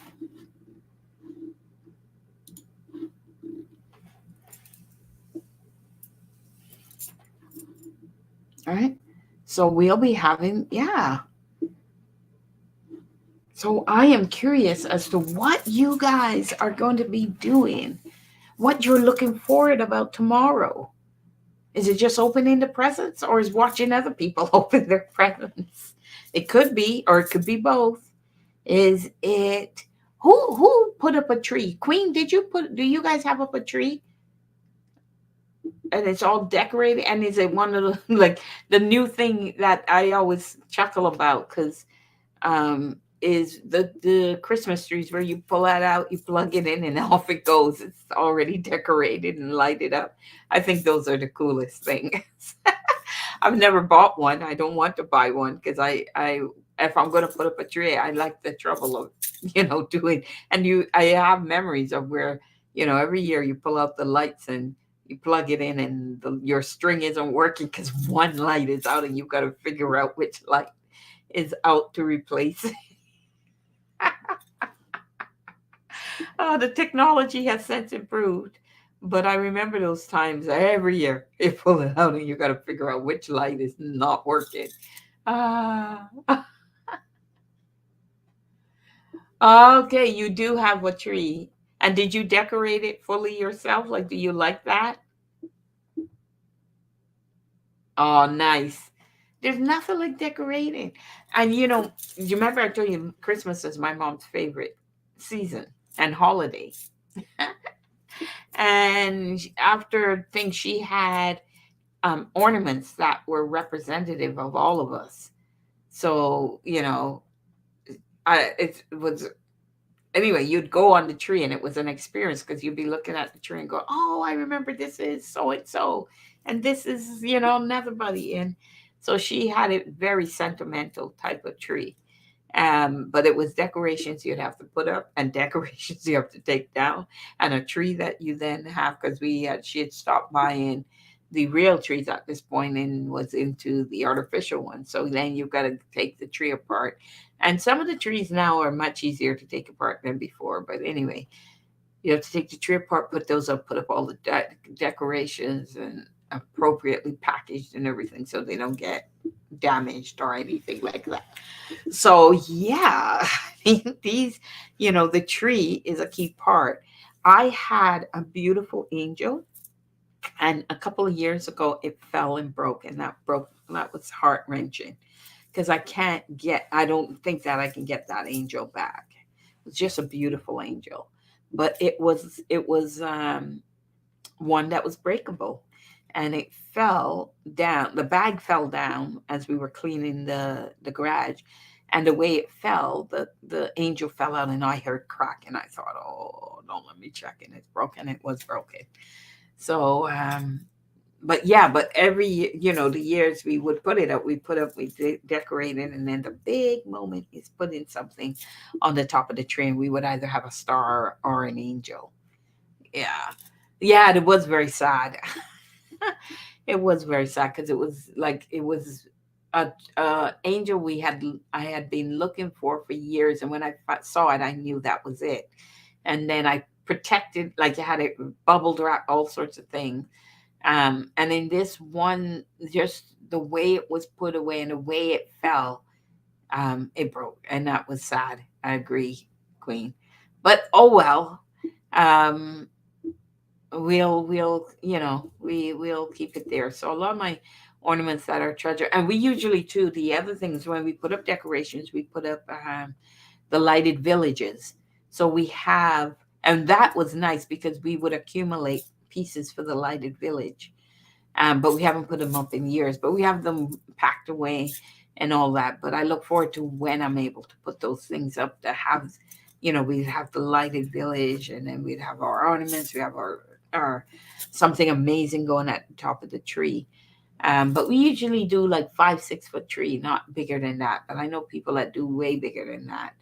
And I never know how they decorate it because I'm short. So to me, if I'm going to go for an 8 foot tree, I got to be able to get to the top or somewhere around there to make up there look all nice. So I don't know how people do it. But anyway, my mom had, Queen says, shares, my mom had a cookie jar shaped like a rooster that belonged to her late mom. Oh, that's so sentimentally cute, and I love it. It was on a cabinet that ended up falling down, and the rooster broke. So years later, I got her a ceramic rooster cookie jar. Oh, that's awesome. That is love, love, love. Sending you love. Can you see my little heart? There we go. Yeah, sending you love. That's amazing. That really is. Of course, it was super sentimental to her. So I wanted to replace it. Oh, that is awesome. Yeah, well, one day I'll see an angel again for the top of the tree, and I'll know it's the right angel when I see it. I actually feel I would find it much easier in like a New York, or, you know what I mean? One of the bigger American cities. But we'll see. We'll see if I do ever get it replaced. But I do intend to try, and I'll look at one point. I look forward to the day when I can have a tree again and decorate the house again and have, a place to put our little village and display our little lighted village. And I love it, like accumulating, and, every year we'd buy something to add to the village. But we haven't bought in a few years now.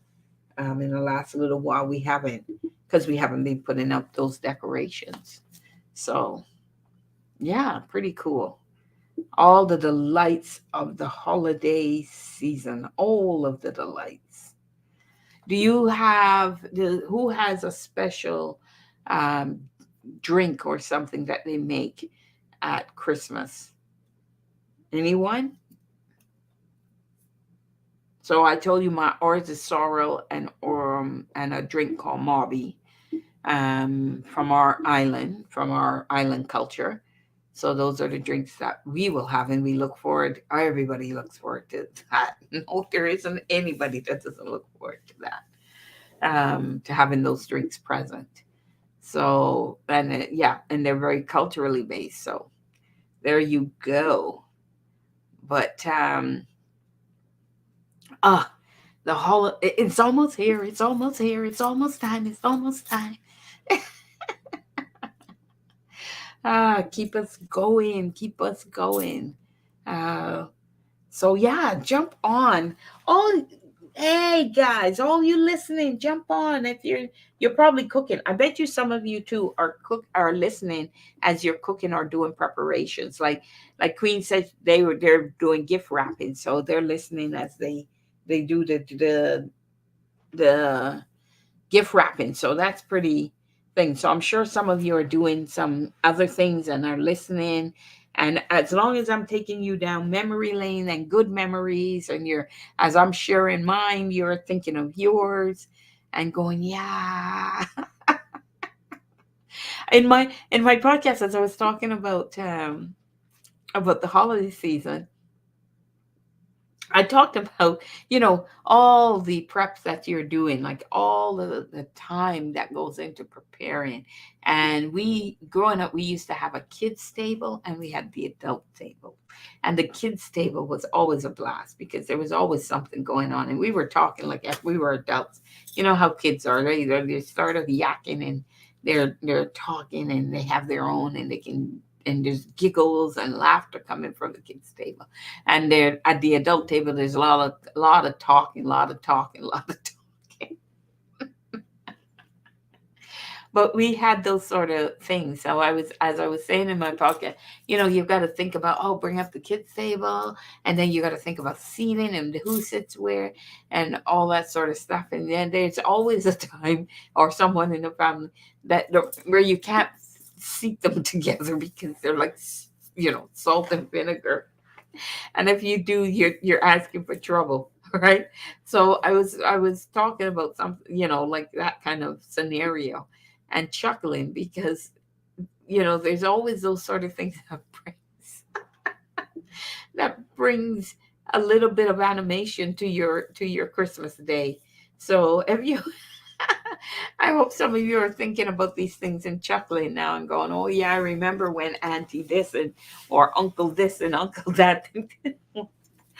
You couldn't put them together or whatever, so you had to put a buffer in between. And we have a guest. Amir is coming on. And those things give me great memories when you think of some of those things, right? Hi, Amir. Hey, what's going on, Jen? Merry Oh, Christmas. Merry Christmas to you as well.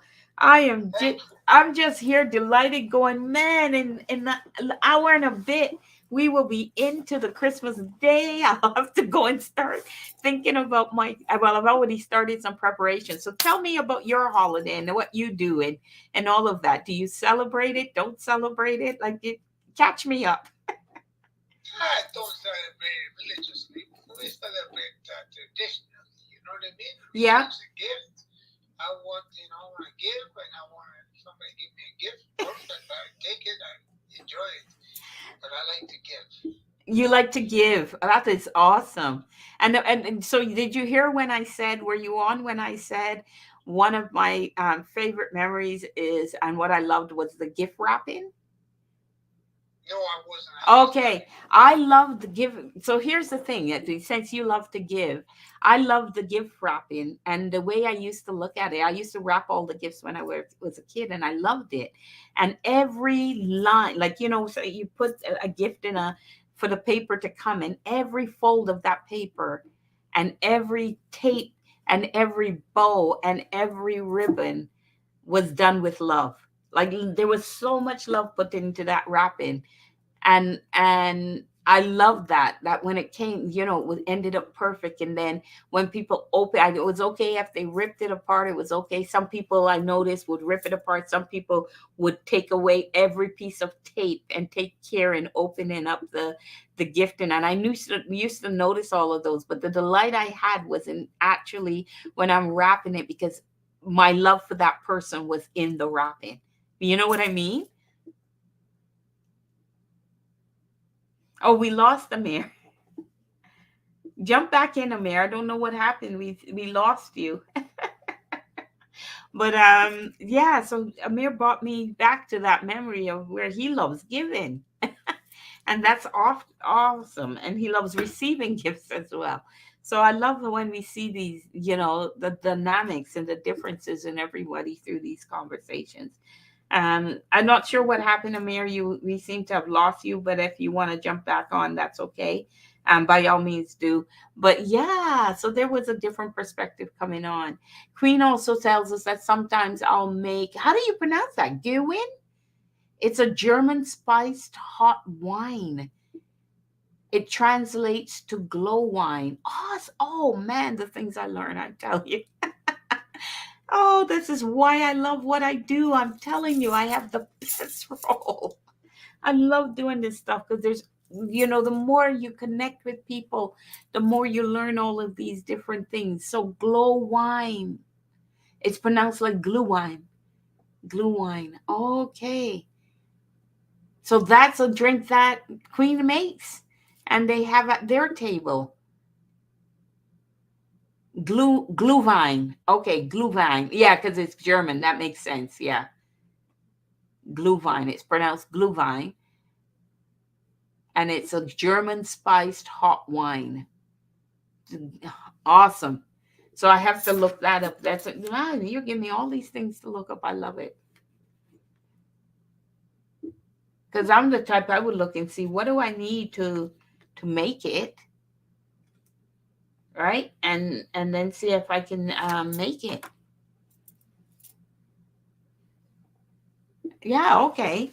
And yeah, so and we have some like we'll have sparkly like it's just more like a flavored sparkly water that we'll have where and then for like we'll have if we follow our French background, then we would have like aperitifs and after dinner wine and those sort of things, which helps with the digestion and all that. So that would be bringing in more of the French influence in our backgrounds and in our, um, culture. So it's interesting when you also mix different cultures, right? It makes for an interesting experience and an enriching experience. Oh, so you put like cinnamon, cloves. I'm loving it already. That sounds like our sorrel. Our sorrel has cinnamon in it. It doesn't have cloves, but it has cinnamon, ginger. What else? What else? What else? And then powdered sugar, fresh squeezed orange, and the peels. And then lots of different spice recipes for it.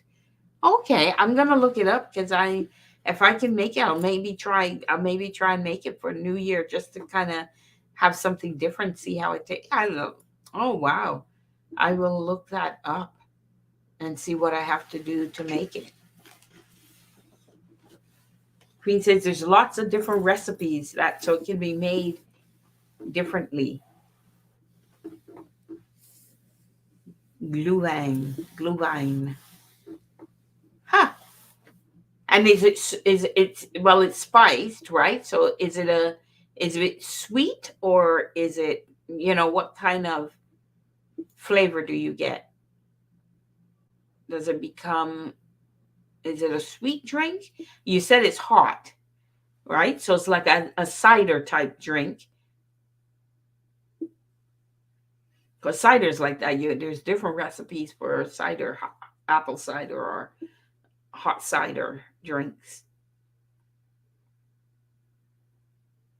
Less sweet, but some make it extra sweet. All right, I would prefer the less sweet too. Okay, well, I am definitely going to look that up and see what is involved in making it. That is awesome. So, some others, don't be shy. Jump on and let me know some of the things we had. I mean, on that shared, he does not necessarily religiously celebrate the holiday, but he does take part in the gift giving pieces because he likes to give gifts and he likes receiving gifts. So that is awesome. Yeah, sugar is not good. Trying my darndest to. That's probably one of my biggest weaknesses. Not that I have a lot of sugar, but I try to make sure. Um, I because I like candy, hard candy. I like candy, and that can sometimes, I have a lollipop after a lollipop after a lollipop, and it's because I've told my brain a lollipop is like 2 calories. So, but then there's the teeth part, there's the sweetness part. Anyway, trying to cut back on that a lot myself. So that's definitely something that's constantly being managed with me. So, and I have some chocolate. And then we'll have dessert, and we have um, what would we have for dessert? We have apple pie, then we have like a rum cake, and ice cream. And once you talk apple pie, you got to talk ice cream. So ice cream got to go on the apple pie. It's the only way you can eat an apple pie, as far as I'm concerned. You should see my face. I'm really serious. If you're gonna have apple pie, you really need ice cream. And sometimes, like, even if you go and get an apple pie from a fast food like a McDonald's apple pie, you kind of still should have it warm and then put the ice cream. So yeah, but so we cut back on the desserts because normally we have a lot of different um, desserts and cakes and breads and what you name it, pies and all sorts of stuff. But nope, nope, nope. This year we've kept it to apple pie and ice cream, fruitcake. I can't think of another one. No, I don't think we have anything else. That's it. Those are the choices for desserts, which is nice because it makes it simple and nice. And we get a small apple pie because we didn't want it too big, because then it sits around and then you're into days of eating sweets.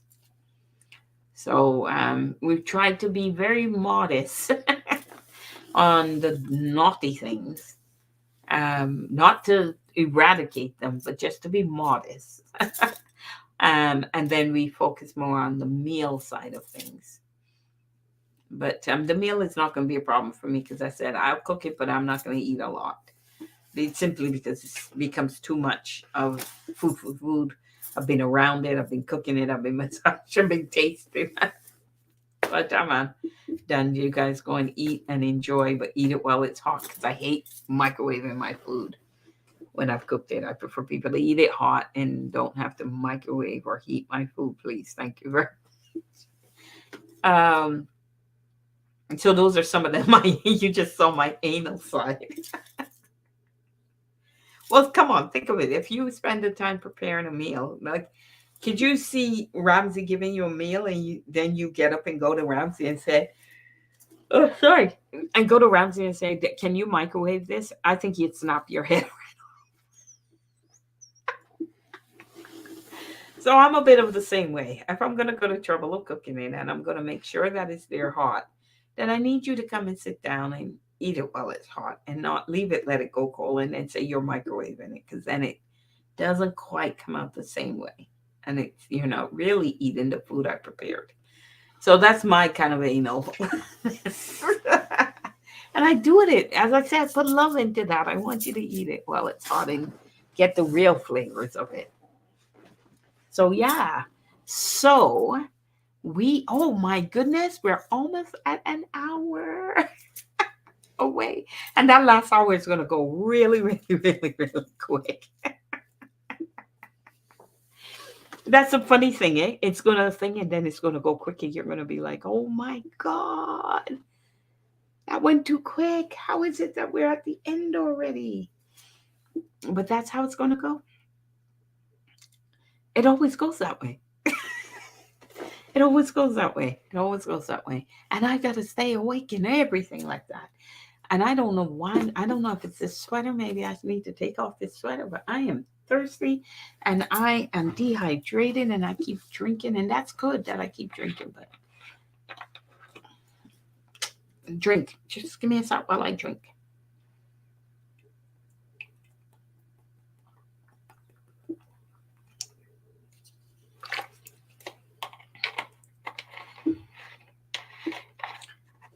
So, for all those that have jumped on and might have missed some of it, we are here counting down to Christmas. It's the first time for me. It's the first time for me, and we have had a conversation about all sorts of things. And we've had some people sharing where some of us are cutting back sugar. We were talking about the foods we would eat, the food we prepare. I shared my meal plan for tomorrow. Not all of it, some of it. And we've talked about the type of, like sometimes we celebrate. We talked about the tree, having a tree, all those sort of things. We've had so much conversation about things. So, you know, here's the thing. So, in my kids, and I told you my Santa story, but my kids had a lot of complaints for Santa because they would say I asked for this and Santa kept giving me, never gave me what I asked for. I would ask for something, they'd give me something, or it was a really interesting conversation as they're adults talking to them about Christmas and Santa and everything like that. And I thought it was hilarious because, of course, some kids ask for the most impossible things. So you still got to give them some.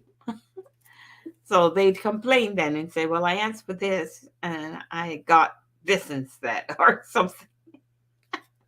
So, in the spirit of that, is there anything you've gotten from Santa that you thought, why in the heck am I getting this? Have you gotten anything? What? Let's talk about our gifts from Santa.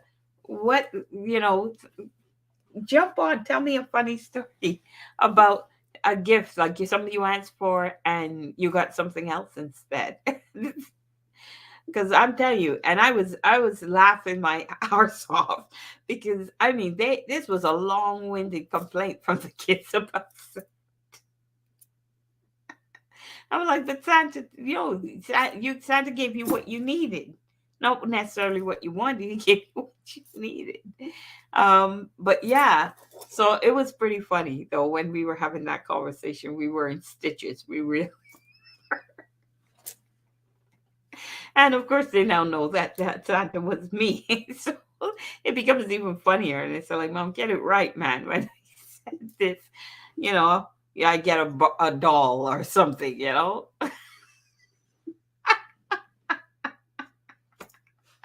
So I'm curious, is there what things did you get from Santa that you would have thrown back at Santa? That you wanted to throw back at Santa and say, what the heck? This is nowhere near what I asked for. Especially if you were one that sat in his lap, literally, and said, I want this, and then he said you something. Queen says, I didn't ask for a lot, but my dad felt he had to spend a lot on me. So he used to get me piles and piles of toys and junk. One year he got me a metal detector.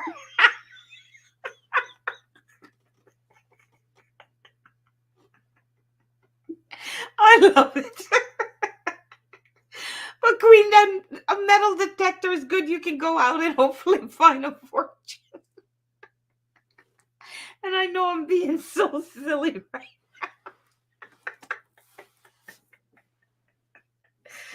Oh, I'm like, Dad, do you expect me to go on a beach searching for crap at years?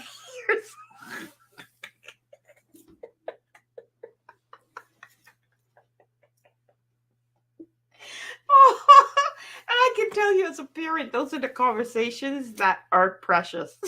When the kids are telling you their perception of, and I'm telling you, as a parent, you have a completely different bubble. Your headspace was in a completely different zone. So I love when the kids bring you back to reality. Is this what you expected me to do at 8 years old? But Queen, how did you feel when you opened and saw a metal detector from Santa? Because that's the part that had me in stitches when the kids. Because my kids are a ball of sense of humor. They really do have my sense of humor and twisted. So they would literally be telling you in a humorous way, like little stand-up comedian stuff about this the stupidity. Where was Santa's headspace when they gave him these types of toys? But at 8 years old, opening up a metal detector. Seriously, Queen, I don't mean to. I'm laughing at us parents as we are in a store trying to figure it out. And we look at this thing and go, well, that'd be pretty interesting. They don't have something like that. I think they'll find that pretty cool. And of course, the kid opens it and they're like, what the hell is this? I asked for a G.I. Joe, blah, blah. And you give me a metal detector. Oh, oh, Queen says, oh, I would lie and say this is awesome, but I have the worst ability to lie. I don't know how he didn't catch on. Because I'm telling you, I'm being honest about him. I was a parent. We're in our own bubble. We are pressurized to go and get the Santa gift. And if you're like me, that would be at the store late. One of the last. Then you can understand how pressurized you are. There isn't much left, and it's gonna get rocked and everything. You're like you're playing with the time, and you're like in there. And I'm sure to your father that metal detector was like had a light over it, the angels shining on it, great music was playing, and you were like, "That's the gift."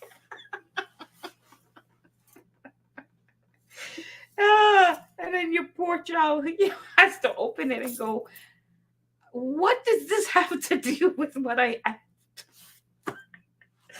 Oh, I gotta stop. Oh my goodness. This is where I can get out of control. Because it's so funny. Parents, when you see the two sides, the two perspectives, you gotta laugh. Like night and day. Night and day. I've always been rather thin and would wear medium or large size clothes at most. I would get XXL stuff from my step.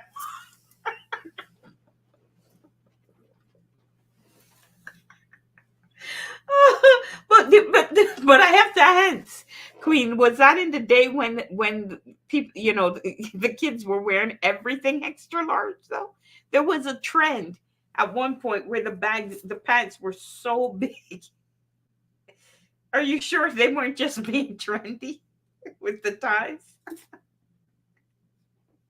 And then, oh, I was so Queen says I would get XXL stuff from my stepmom that were like ugly sweaters before ugly sweaters were cool. It was, but it wasn't even cool stuff. Oh my goodness. I'm telling you, pressurized. We're last minute shoppers. Oh, and all that's left is the XXL. That's it. That's what that child's getting. Oh, but it makes for good memories. Look at that. Even I'm having a thrill with what you're relaying, Queen. That is awesome. I feel for your parents. I have sympathy for the parents.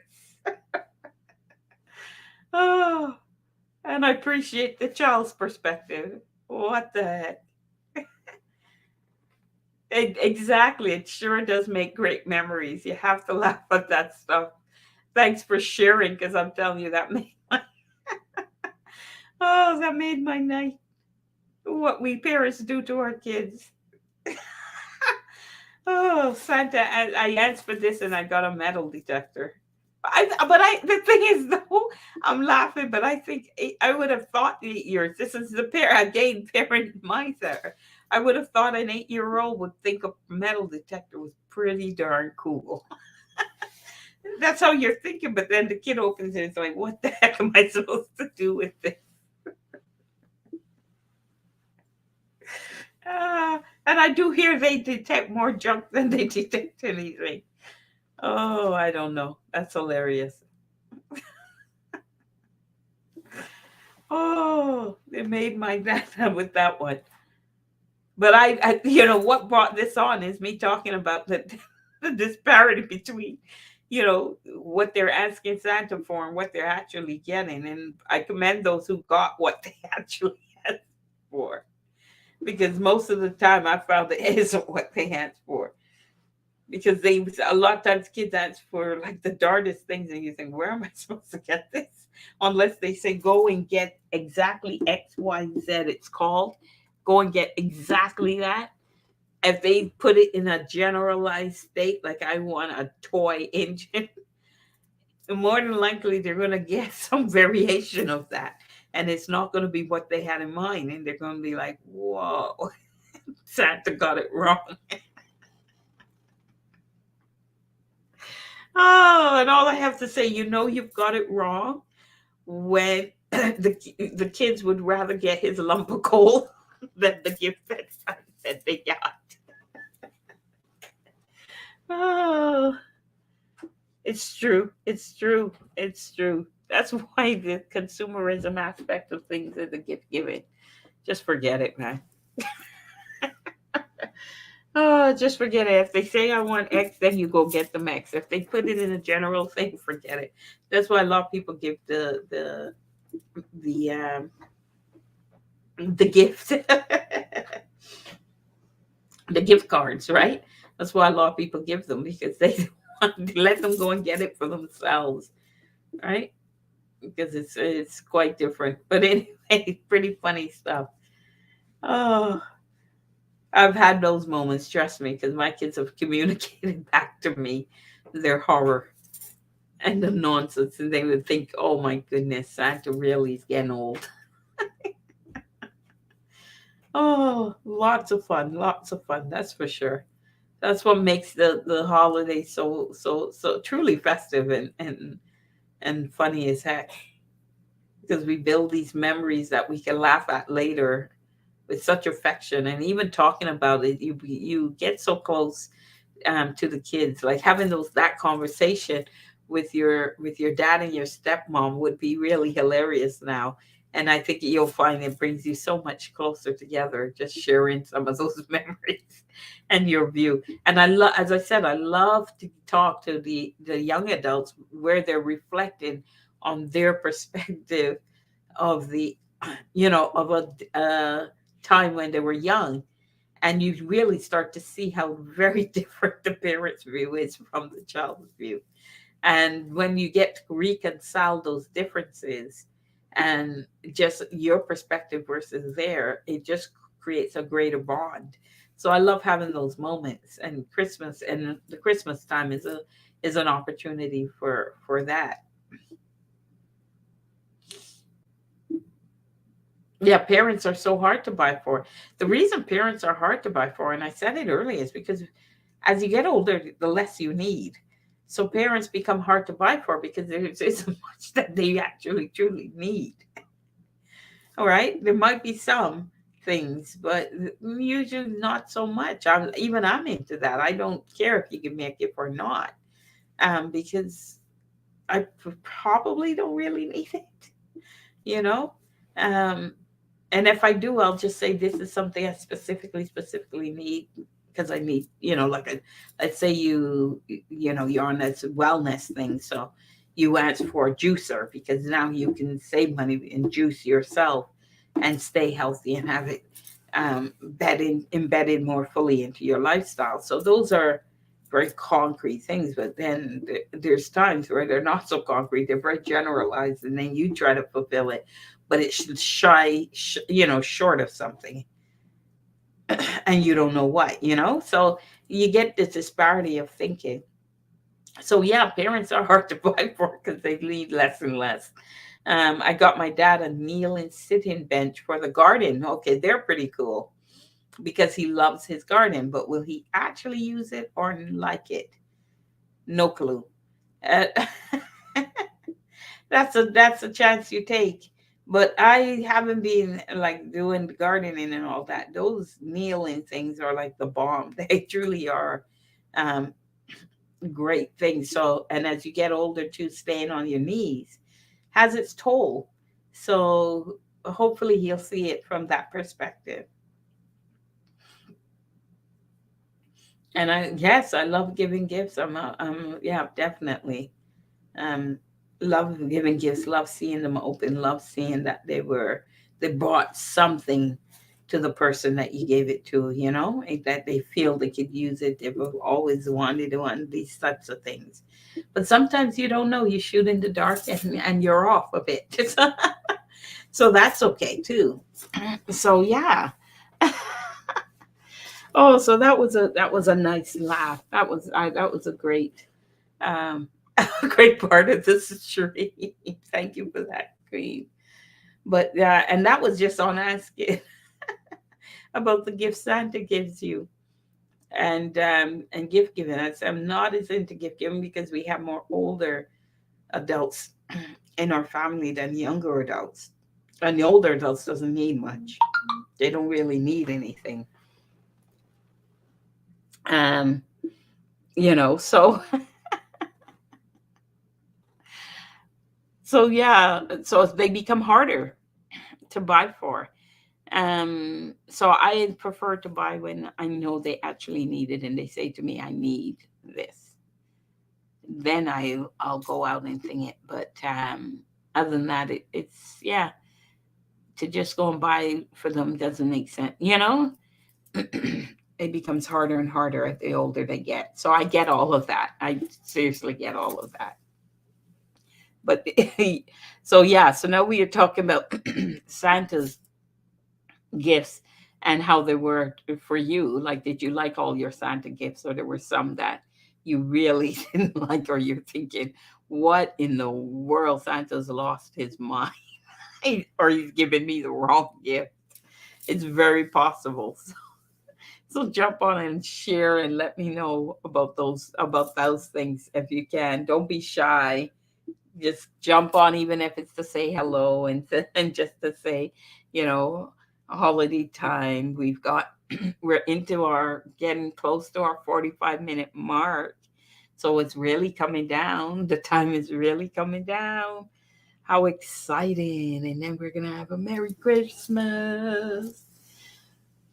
Oh, cannot wait.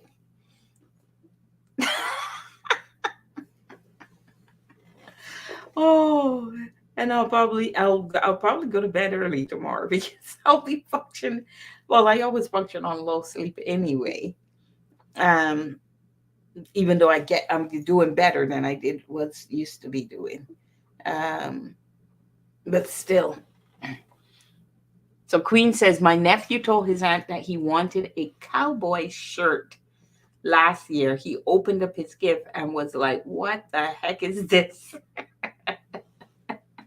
She didn't know he meant Dallas Cowboy shirt.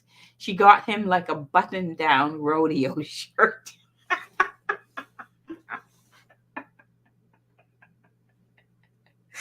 Oh, details. It's all in the details.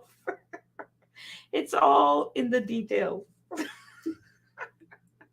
That is proof and put in, right? You gotta be, you gotta be given. Remember, I said earlier, if you tell me you need X, I'll look to get you X. If you go into general thing, forget it. I'm not doing nothing. Because more than likely, my bubble and the way I look at it is going to differ from yours. So you need to be precise. It's all in the detail. I tell you, I'd be like, I'd be saying too, what the heck is this?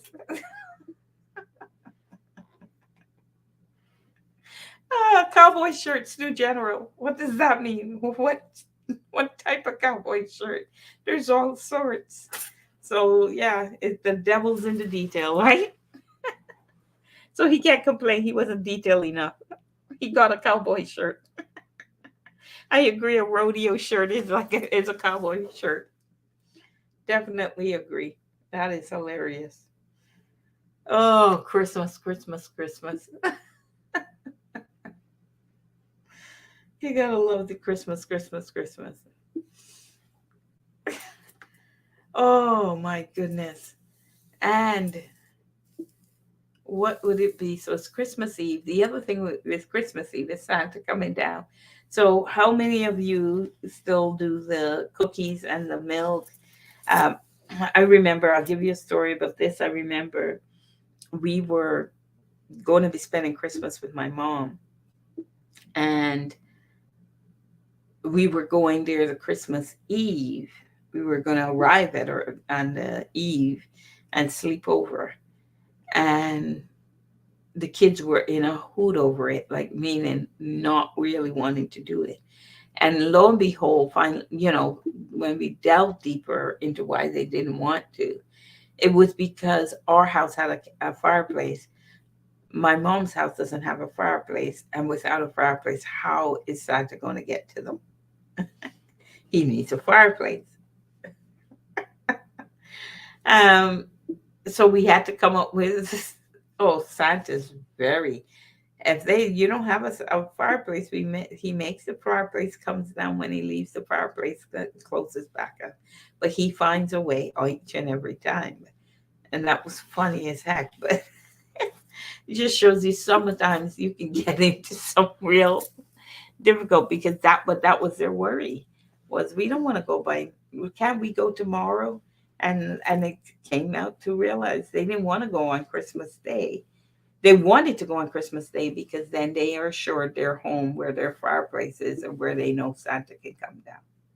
So there you go. Kids may turn things very simple easily. So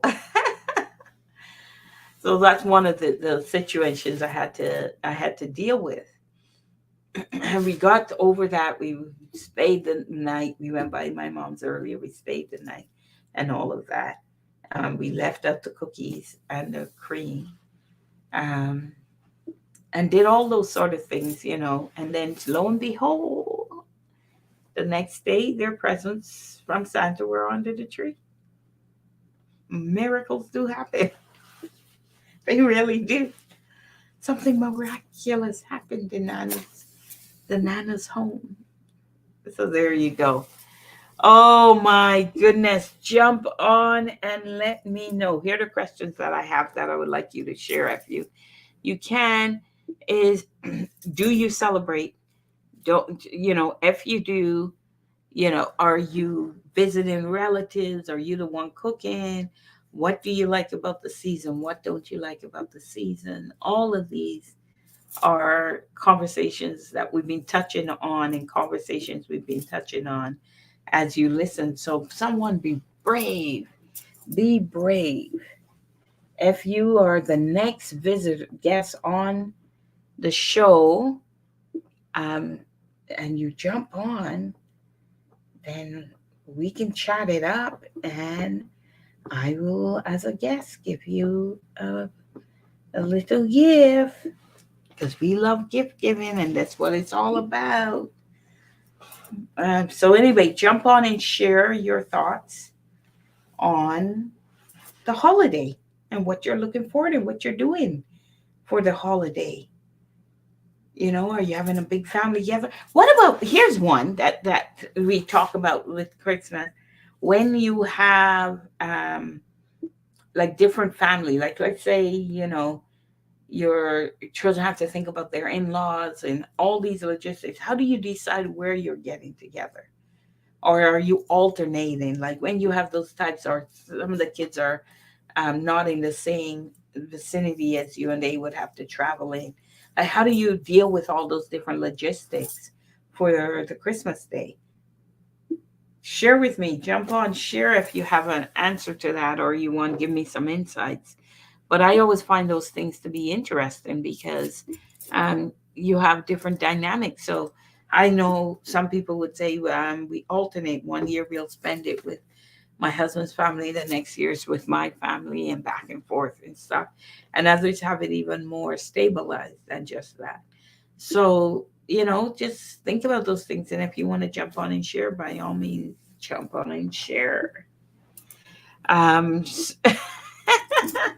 as we count it down, we have a mere 40 minutes left before we are into the Christmas season.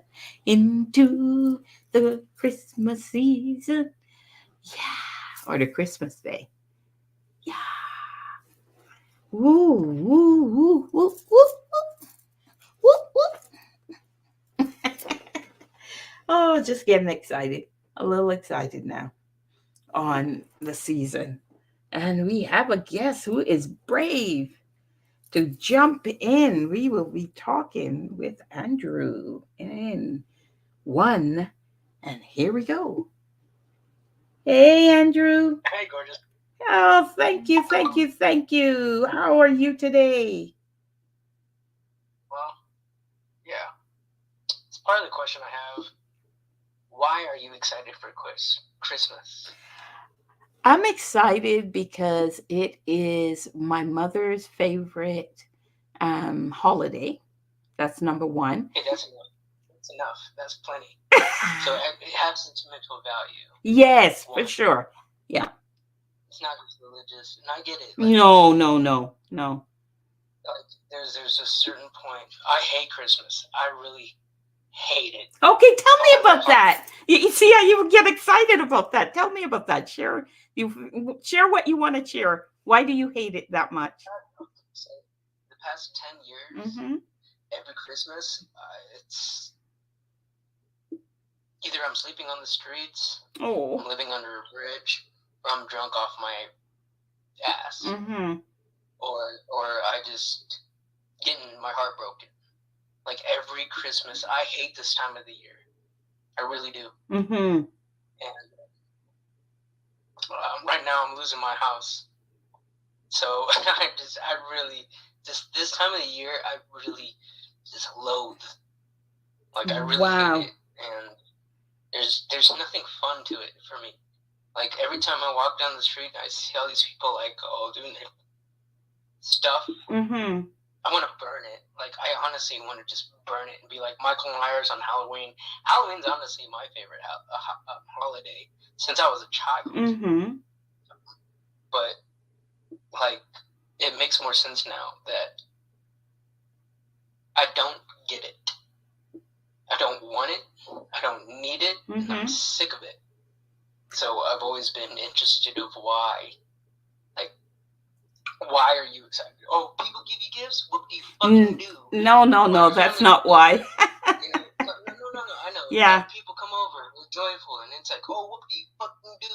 I could do that any day of the year. I could do it on Independence Day, and I still get the same kind of feelings. But Christmas, I don't get. I don't like it. I hate it. There's no point to it. I really hate it. So. I can hear that you do.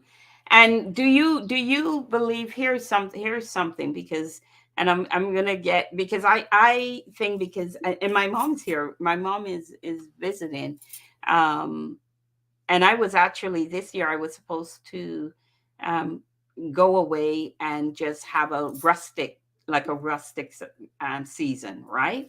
A more rustic, more solitude, more. I would still do some cooking, but nothing like I'll cook when I want. You know what I mean? Those sort of things. And that didn't work out, which was fine. And my mom's with me, and I know she loves it, so I go out. I go out and do it, and I don't mind. I honestly don't mind. Why don't you do that with her every day, like daily? Because she's not always here. We're in two different areas of the country, so that's one of the reasons, right? Again, I don't see a point to, oh, it's Christmas, I need to visit. No, it should be just like, you know what, I'm gonna come and visit. You know, it could be like in August, or it could be in July, or it could be in, any time of the month, and it's like, you know what? I'm actually gonna go visit my mom, or she's gonna come visit me, and it's the same feelings that you always get. Right. It's like, I love you, and I'd rather bake with you right now. We got time together right now.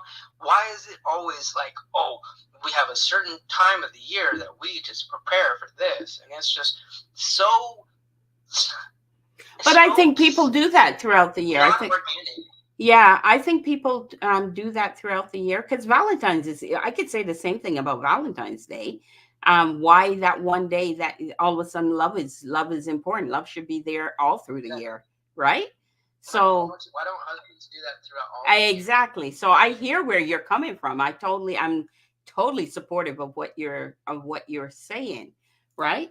But I think there's certain um traditions. There's certain traditions, and I'm not talking gift giving because remember I said earlier the consumerism of Christmas I've found have gone a little more consumerism, and we moved away from that a long No, time. this has always been about.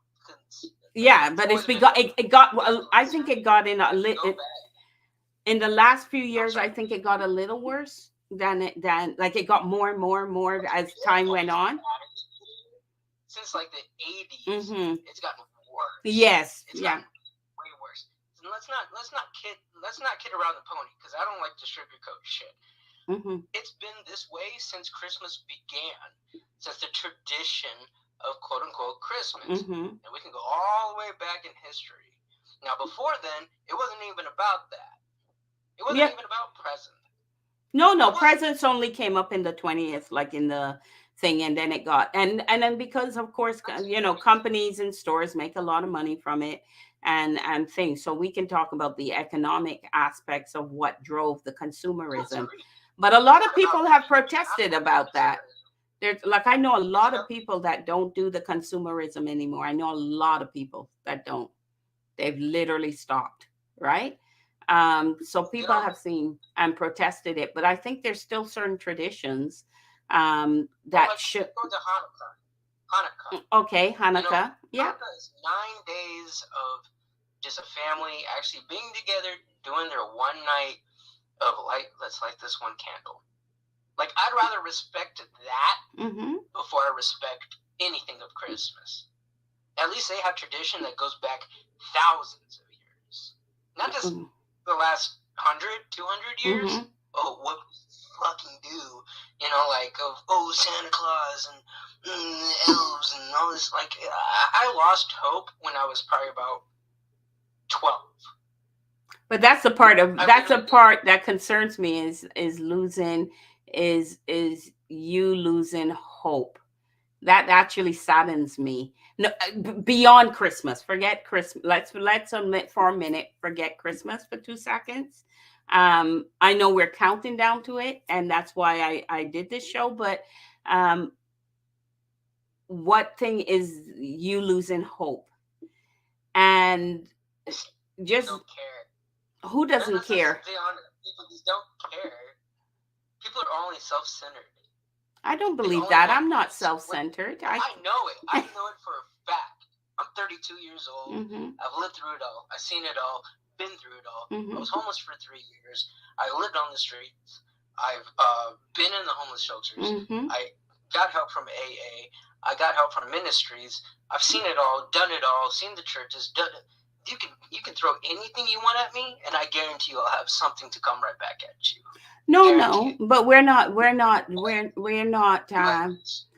the humanity part of it Mm-hmm. is, what can I get out of you? That's simple. Simple as that. You think everybody's like that? Absolutely. So you would include yourself in that? Do you include yourself in that? No, yes, absolutely. In the sense of, you let me down, of course, but at least I'm willing to forgive you. Okay. I've seen people, again, like I've seen the church, I've seen the ministries, I've seen AA, I've seen it all. I've done it all, whatever Mm-hmm. the fuck you want to call it. But there are those who claim they're willing to do it until they're actually put on spot. And and then it's like, I don't think I can put up with you, or I can't do this anymore, or I can't. It's like, dude, But you talk a bunch of shit. You talk a bunch, but you don't walk it out until it actually hits you in the face. And even it says in the Word of God, and I can throw it back at you. In the Holy Bible, it does say those things. It does say what things? Humble thyself before, and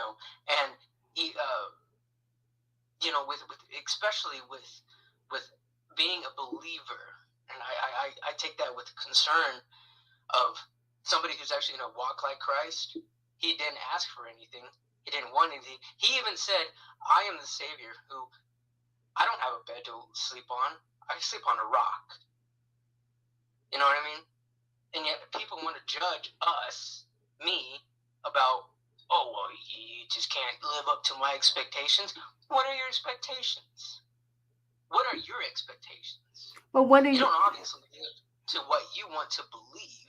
You live on what you want to believe. What you think is right, what you think is wrong. But if you read in Proverbs and Psalms, and if you actually go through the entire word, I could throw it all right back at you, my brother. So do not tell me or show me anything that your religion or your belief is going to throw at me. And I could do that through every. I mean, you could be Islam, you could be Buddhist, you could be any. It doesn't matter. I could throw it right back at you because I studied it throughout all only the past 10 years.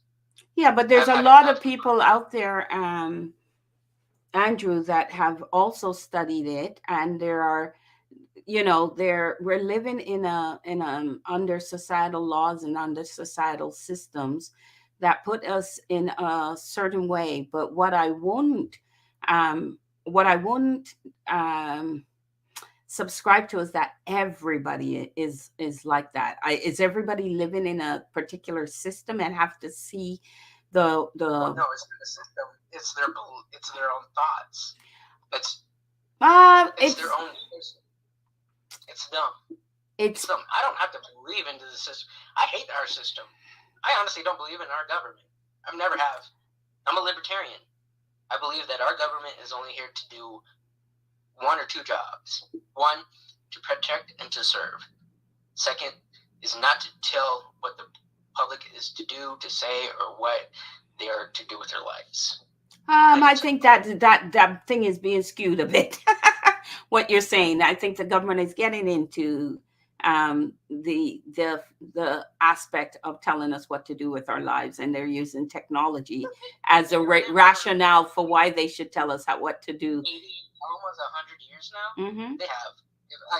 And my dad's a historian. You're right. And I grew up with it, and I know it. Like, you want to throw anything at me? I could tell you about Theodore Roosevelt. I could tell you about Judd. I could tell you about any president, and I'm like, boom, I could tell you. But I know. But then Andrew, but why hold on to the anger? There's a lot of anger. Because I'm angry because nobody cares.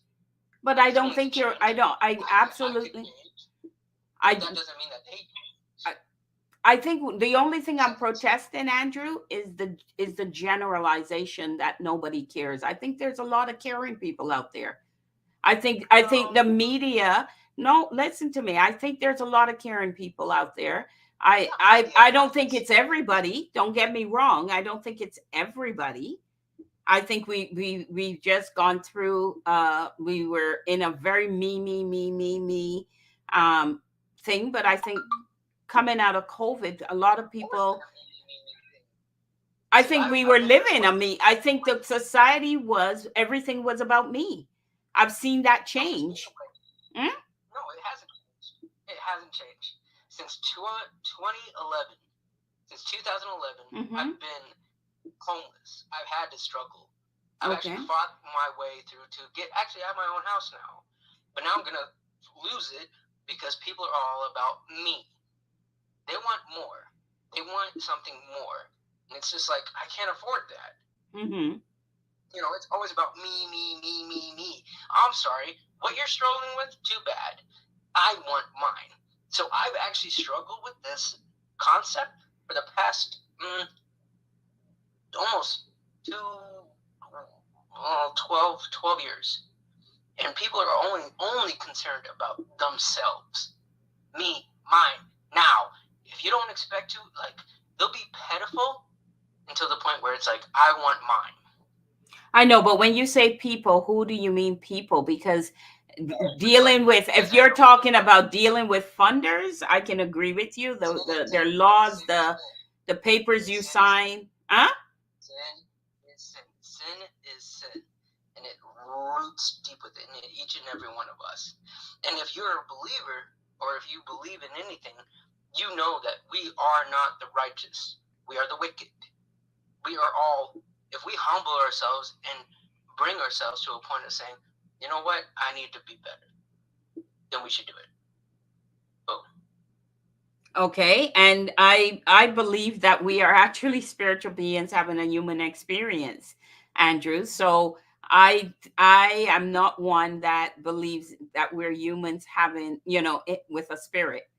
I believe we're spiritual beings having a human experience, and as such, we are light. We are lighted beings with a lot of potential and a lot of magnificence. Now, not all of us are living to that level, and many of us are trying to uplift ourselves to live in a higher power than we are living right now, myself included. So I do not think that all of us are me, and I don't and I'm not going to apply that generalistic viewpoint to everybody in the world. Because to apply it means you're the same way. So if you are the same way, why are you angry? Are you angry at being a me person then?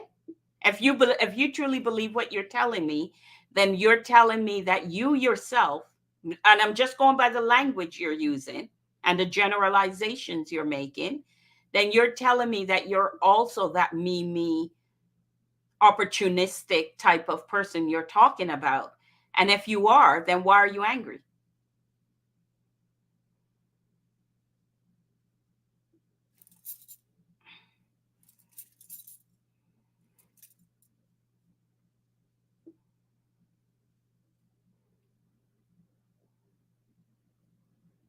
That's an exceptional point, and I raise my hand to it. I'm not saying I'm no better than the next person. I know, but then why are you angry? Wait. So, as it says in the word, those who humble themselves, may they humble themselves before the Lord of God. If I am to understand what I am to be, I recognize. That's the first step. Awareness, yes, I agree. Awareness, yeah. I also understand that Proverbs 3:17, it's one of my favorite proverbs, says that the gold is for the furnace and the silver is for refinement. So the Lord tests the hearts. That means to actually really research it and actually go into the in depths of it. It's like a silversmith who actually is preparing silver. He's got to heat up the furnace. He's got to burn it up. He's got to make it hot. He's got to make it really, really hot in order for the dross, the impurities to come to the top, to the surface, to everything. But you know what it takes? It takes a lot of heat, and it takes a lot of the internal person to let it out. And so he scrapes it off. He scrapes it off, and he keeps pulling it out, and if it's not pure still, you got to put it back in. Okay. When it becomes pure, silver actually will reflect the silversmith. And that's when he says, it's time to come home. Okay, and do you know what my favorite thing is? It's silver. Oh. It's silver. And then my favorite thing is that's my life verse. I know I'm not righteous. I know I'm never going to be there. Because it says also in the word that our righteousness is but filthy rags, meaning a tampon. If you actually look up your Hebrew and you do actually your research and you actually like look into, like a lot of people like read the word and they're just like do do do do do. No, you gotta study it. Yeah, I agree. I agree. You gotta pull it out, just like any other text. I'm not gonna read just any other book just because I'm gonna read a book. I want to read because I'm gonna grab something from it. So, Andrew, do you believe that your experiences are done for you? No, I think it is because choices were made. I made them, and I will hand I take responsibility for my own actions, but I also hold other people to their own actions. But you can't judge other people. If you're really reading Hebrew and reading the Bible, it is not for you to judge. They have their no, one sec. Let me finish. They have their own journey to take. Your decisions takes you on your own journey, and the challenges you have in life are done for you, right? To lead you to your purpose. So they're not done to you, they're done for you. So out of the lessons, like all the things you've experienced, right? What is the lessons that you have learned to guide you on the journey that you need to go? What is that? Again, it also says, I can come to a house and I speak the word. If they don't receive, then I can wipe my feet from them. Meaning, I have nothing to do with them. But Andrew, what are you supposed to learn from the experiences that you have had? No. It simply says that, no, I come to your house. If I'm to speak the word, then I speak the word. That this is who he is, and this is what has happened. It's what's going to happen. If you don't like it, I'm sorry. I'll brush my feet off from you. And he also says that about sinners. Do not affiliate, but love them. Okay. It doesn't mean that I don't respect you. It doesn't mean like, okay, like the whole gay community thing. Like that bothers me the most. Like I have a lot of gay friends, but it doesn't mean that I hate them. It just means I don't necessarily condone what they do. If I am to be anything, may my testimony be an example to his faithfulness. I'm a drunk. I'm a homeless fucking drunk. Okay. So there's nothing that I could do or say to a gay person and say, oh, you're doing life wrong. Well, so are you. Yeah, you're right. I know I'm wrong. That's why we're not supposed to judge. The highest thing that we can achieve, Andrew, is love of ourselves and love of others. And in this, that's the second commandment that Christ gave us. That's the what? This is the second commandment. I know, but what I'm saying to you in this conversation, you've used hate and anger a lot. And what I'm saying to you, the highest thing we can be is to love ourselves and love others. Period. But to this fucking stupid holiday? Yeah, no, I hate this holiday. Okay, that's fine. And you're as I said at the very beginning, I will respect whatever anybody feels. I'm curious. I want to hear. But I do it from a point of love. I don't do it to judge or to anything. And if you are studying at the level that I hear that you're studying, in terms of the Bible and all of that, I still then say, and you yourself have said, I'm where I am because of my decisions. I believe the higher power, whatever you call it, I don't care what you call it, Buddha, I don't care what you call it. The higher power gives us lessons and repeats those lessons until we learn the lesson. So if you find you're in a circular motion of repetition, what is the lesson that you're not learning that keeps repeating? That's the question I ask of you. to look at in your studies. Because the minute you learn the lesson, you will get out of the learning of the lesson. Do you understand what I'm saying? The minute you learn the lesson you are meant to learn, you will come out of the learning of the lesson. You're absolutely right. You are. And I've already learned that lesson. Okay, so then you should be out of learning that lesson. And some of the sometimes it takes a student several times to learn, like judo. Mm-hmm. I have to take sometimes the students down. You didn't learn. You didn't learn. You didn't. I'll show you the same move over and over and over and over and over again. And your whole point of doing that is for them to counteract the move, correct? The whole point of you doing that is for them to prevent you from taking them down by counteracting the move, right? So if you, I mean, it could be defense, it could be offensive, it could be, as long as it doesn't arrive with you taking them down. Is that not the whole point? Depending. Okay, depending. There's a point. So there's always a point. Okay, fair enough. But what I'm saying to you is when the student has learned, then you will be taking them down less. And when they have learned, you probably won't be taking them down. Do you understand? Because they will do a move that will prevent you from doing that, or they will, defend themselves in the way that you want. Then they've learned the lesson, correct? Absolutely. But that doesn't mean other people aren't going to jump in. That's a kicker. That's the kick of this whole conversation. If maybe you could be the most righteous person, but people are going to kick you down. Even it says in the word. It doesn't matter. People are going to be people because they're sinful. People are going to be people because they haven't learned. Others.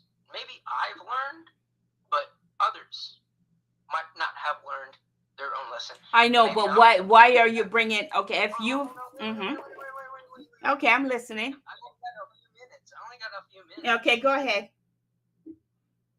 So, my argument with that is that, yeah, I can put the most righteous person on this earth, Jesus, Buddha, whoever you want to put down, but others, mankind, will always persecute, hate, and despise anything good and righteous of the other person because it doesn't benefit them. It's all about them. Me, mine, now. Because people in their heart, it says in the Word of God, in the heart of the righteous, even those who are righteous have the heart of a desperate, wickedly man. Because they think on themselves. You need to think outside of yourselves to love, to grace, to give, to be. And that's why Christ came down. But even they killed him. The most loving, cherishing man that ever was. Somebody who did everything, fulfilled the law, did everything he could. But yet, people still killed him and persecuted. So to tell me that people are righteous and in themselves, I find it humiliating, fascinating, and almost pathetic. Because I've seen it. I've lived it for the past decade of my life. Now, I know, and I will take responsibility for my own decisions and my own actions. But no other man will do that. It's hard. You have to humble yourself. You have to kill the pride within inside and say, you know what? I am wrong. I did something wrong and I'm sorry. I apologize. Or I did something that I shouldn't have done. You walk down the street or you drive down the street and you see homeless people all over the town, but you don't do anything about it. Oh, I'll give $1. But that doesn't do anything. It's not, there's no... Andrew, I think it's a lot more. So, Andrew, the one thing I want you to understand, okay, before you come off, there's something very important I need you to understand. I am not disagreeing with you. The only aspect of it that I am disagreeing with you is that you're painting it for every person in the world. And I think there are people in this world that have actually worked on themselves and have elevated themselves beyond what you're saying they all are. And so my only protest is that you've generalized it to everybody. And I don't believe everybody in the world is like on a general language level. That's what I'm saying to you. That's the part I'm protesting. Do I believe that there are people that are very prideful, very ego, very selfish, very all about themselves? Yes, but it's not the whole world. It's not No, everybody in the world. That's the part I need you to understand. That's the part I protest. I will never, I will never change that. That's I up to live. you. You have a choice. You get to be right, Andrew. Have you struggled? Have you ever been Absolutely, homeless I've or something? struggled.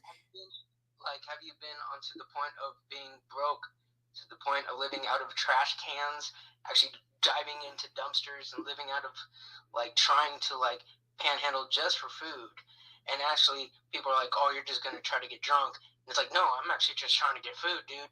And we're like, no, no, no, no, no, no, No, and then you Andrew, get screwed up. I've never been No, you home. never struggle like that. So Andrew, I have never been homeless. Okay, but I've so then you certainly can't. come. Then Hold you on a cannot minute, tell me. please. Then I you come cannot from a tell me. No, family. you only have one. I have 1 minute and 19 seconds or something like I know, this. but I want you to So explain something. I want to just no, explain something to no, you. no. You can talk after, and that's Okay, great. I only got so much time. So okay. my point in this whole thing is that no, no. I'm sorry. You haven't been there. You don't understand. You don't. You've never experienced it. You could talk about it, but you've never been through it. So don't preach on a subject that you do not I'm know. not preaching to you. Well, I'm definitely kind of not are. preaching to you. So, to be honest, I hate this. I hate this holiday because people are people. It's all about them. It's all about me. It's all about I. And that's all I've ever seen. Until, they can be kind until, and then you're nice to them until they can get what they get. But after that, it's like, well, you didn't meet up to my expectations. So I love you and I respect you and I'm sorry for interrupting, but I only have so much time. Give your time.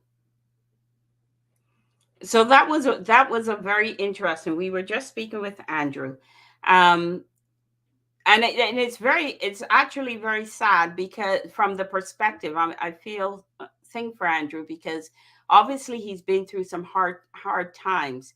Um, what Andrew has to There's certain things Andrew. I've never been homeless, but we certainly are. I come from a family that grew up in shadow houses and things of that nature. I've lost in 24 hours. I've lost everything, and I lost the business. I had 5 mouths to feed. So while I never went out and lived on the street, I certainly know what it is to struggle and to have to worry about others other than yourself. So I find that interesting that on Andrew thinks the only way you can know about struggle is if you've been on the street and living on the streets. And I've also got over 15 years in healthcare, so I definitely know about homeless and about mental health and all of the different impacts on these types of on people. What I didn't agree with in terms of Andrew's language is that everybody in the world is the way he sees everybody in the world. And I don't believe um, in the level of anger because, and trust me, I know anger because I was angry as a child and I was, you know, I've seen abuse, I've seen all sorts of things I've gone through, and I think I've spoken about this, and I don't put it into dire strains because it was an experience I've gone through, I've overcome, and I've come out on the other side of it. Um, so I can relate, but I haven't come out with the view that everybody in the world is a bad person, or everybody in this world is is stained to the level of um of darkness or thing that Andrew was presenting. So it's an interesting conversation. Um, Andrew, I wish for you nothing but goodness and better and abundance and all of that, a better life in 2023. I really hope things turn around for you, and go. I think what was interesting for me with Andrew too is I grew up in the religious, and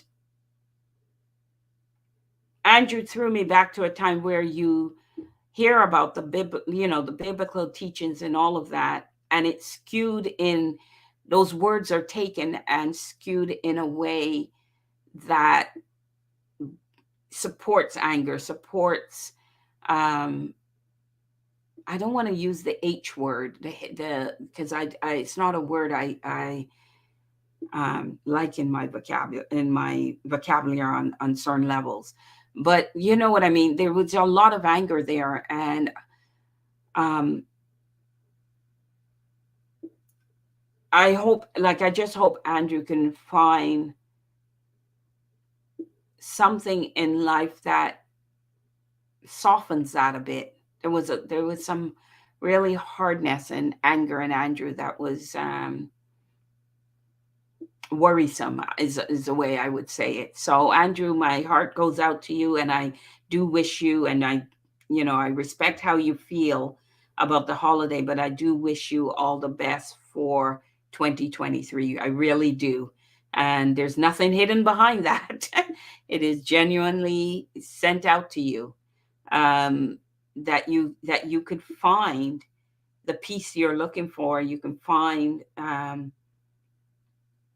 the abundance, and when I say abundance, I'm not just talking thing, but just abundance overall in life, on many levels. As I said, life is a journey, um, and where we place our focus is the things we manifest for ourselves. And when we place our focus on anger, um, that's what we come back to us, and it comes back to us tenfold, right? One of our listeners, Andrew, says it's about understanding the differences among each other. And it really is. We are all different. We've all gone through different experiences, some similar, because I always tell someone, when there's something you're going through, if you speak about it, you'll always find there's somebody that shared that experience or understands that experience, right? Um, so even though some of us share the experiences, we still end up with our limited by our resources, our tools, our knowledge, things of that nature. So you've got to expand your horizons, your reach, to be able to pull yourself out. I have hit rock bottom, and I had to pull myself out of that trench. What got me out of that trench was the knowledge and the skill sets that I had, is what allowed me to be able to pull myself out of the trench, or and some um, decisions that had been made years back, and proved why those decisions were made, and they were able to um, prevent me from really more dire straits. And if it had gone to dire straits, I would have had 4 children with me in dire straits, and I didn't. So I was thankful for that. Um, but I've never looked at it from a heavy heart, and I've never looked at it from the point of hating anybody or angry at anybody. I made those decisions. I took a chance. It didn't work out. It put us into financial struggles, And thank God I had skill sets, solid skill sets that I could then go in a different direction and pull us out of it. And I needed help. I had to bridge myself for about 11 months to get out of that trench, but I did it. Um, so no, I didn't get to the point of being homeless, but so I get it. But at the same time, there's lots of love and being sent your way, and you can take it, you can not take it, but I do not put myself in the space um, that you how should I say, that you described. That is not me. My heart. I think people who follow and listen to me know that, and I don't think that of everybody. I really don't. I think people are genuinely have the best intentions and all of that, but sometimes the resources, the tools, the experiences they've had, and the knowledge that they have either hold them back or keep them into a certain space. And we have the ability to move beyond that. And sometimes that means trusting that people will be put in your path to help you out of that. But if you don't trust and you shut everybody down before and put them in the bubble of what you've described, then you really may very well miss the opportunities that are presented to you, and that's a more worrisome piece. So look at that. We are at midnight. We are a minute past midnight, and we are in Christmas. So Merry Christmas, Happy Holidays, season's greetings, to whoever is celebrating, whoever believes in it, whoever gets excited by it, and even if you don't, I am telling you that I wish you a merry holiday season. I miss you. Happy holidays. I wish you seasons green. I wish you Merry Christmas if you think. I wish you Happy Hanukkah. I wish you Happy Kwanzaa if that's what you think. And anything else that you celebrate, however you celebrate it, have fun with it, embrace it, spend time. And I agree with what Andrew said. It doesn't have to be just limited to this time of the year, but this time of the year, people go an extra distance to really connect with their family and friends that they may not see all the time, and connect with people and to let people know that they're still there thinking of them. And that's okay too. But if you can stretch it out and make sure throughout the year that you're doing these types of touch points, that's good too. I happen to do it because I podcast and I do other things and I write. So I'm always reaching out and I'm always out there in front of you, and you'll see me out in a lot more in 2023. For anybody that doesn't believe in the season, doesn't, celebrate it, my greeting still goes out to you to say, finish the 2022 off strong and go into 2023 with all the blessings of good health, good prosperity, and, just a good life. It is sincerely said to you.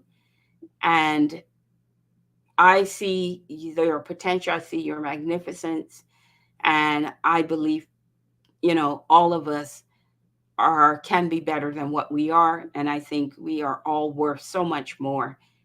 And you, Andrew, you have a worth. I would love for you to find it, to, there's a reason you went through those experiences, to grow you, strengthen you for something amazing. um you know and strive for that. Strive for getting to your magnificence, as I and we all try that every day. So Merry Christmas. It is here. The day is young. Enjoy the day. Reach out to those you loved ones, friends you may not have, that you care about, but you may not have told them for a long time. Reach out to them. I've certainly already reached out to mine that I care about, to say, um, you know, hope all is well with you and happy holidays. So happy holidays. I see all the messages coming through. Um, you as well, Queen. Merry Christmas to you and your family. You know, enjoy the wine. I'm going to try it. I'm going to look it up. I've written down all the things that you have. Thing.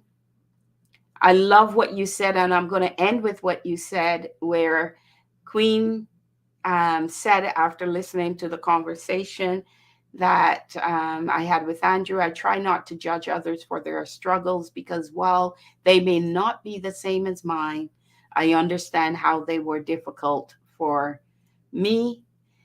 So I can only imagine how difficult someone else's struggles are. And on that note, I always say to people, and I will say it here also, is that even when you think you are at your bottom, even when you think you're going through the hardest of struggles, there's somebody out there that is going through more. And one of the things that I grew up in the church with, you know, being told is that the Lord does not put on you more than you can handle. So it's there to grow you, it's done for you. What are you to learn? So, on that, and with the deepest thing, I say the three words lead with love. And that is to anything, whether it's nature, whether it's an animal, whether it's a tree, whether it's a human being, another human being. Lead with love. We need to stop the judgment. It's one of the things we're not supposed to do is judge others. Stop the judgment and lead with love. And that will get us through. Those are my three words I live by: lead with love. And that will get us through and beyond so many things. And I extend that to Andrew and to anyone out there like Andrew that is struggling more than I am or anybody else. Um, may you be uplifted, may you be blessed, and may you find prosperity in the weeks, the months ahead.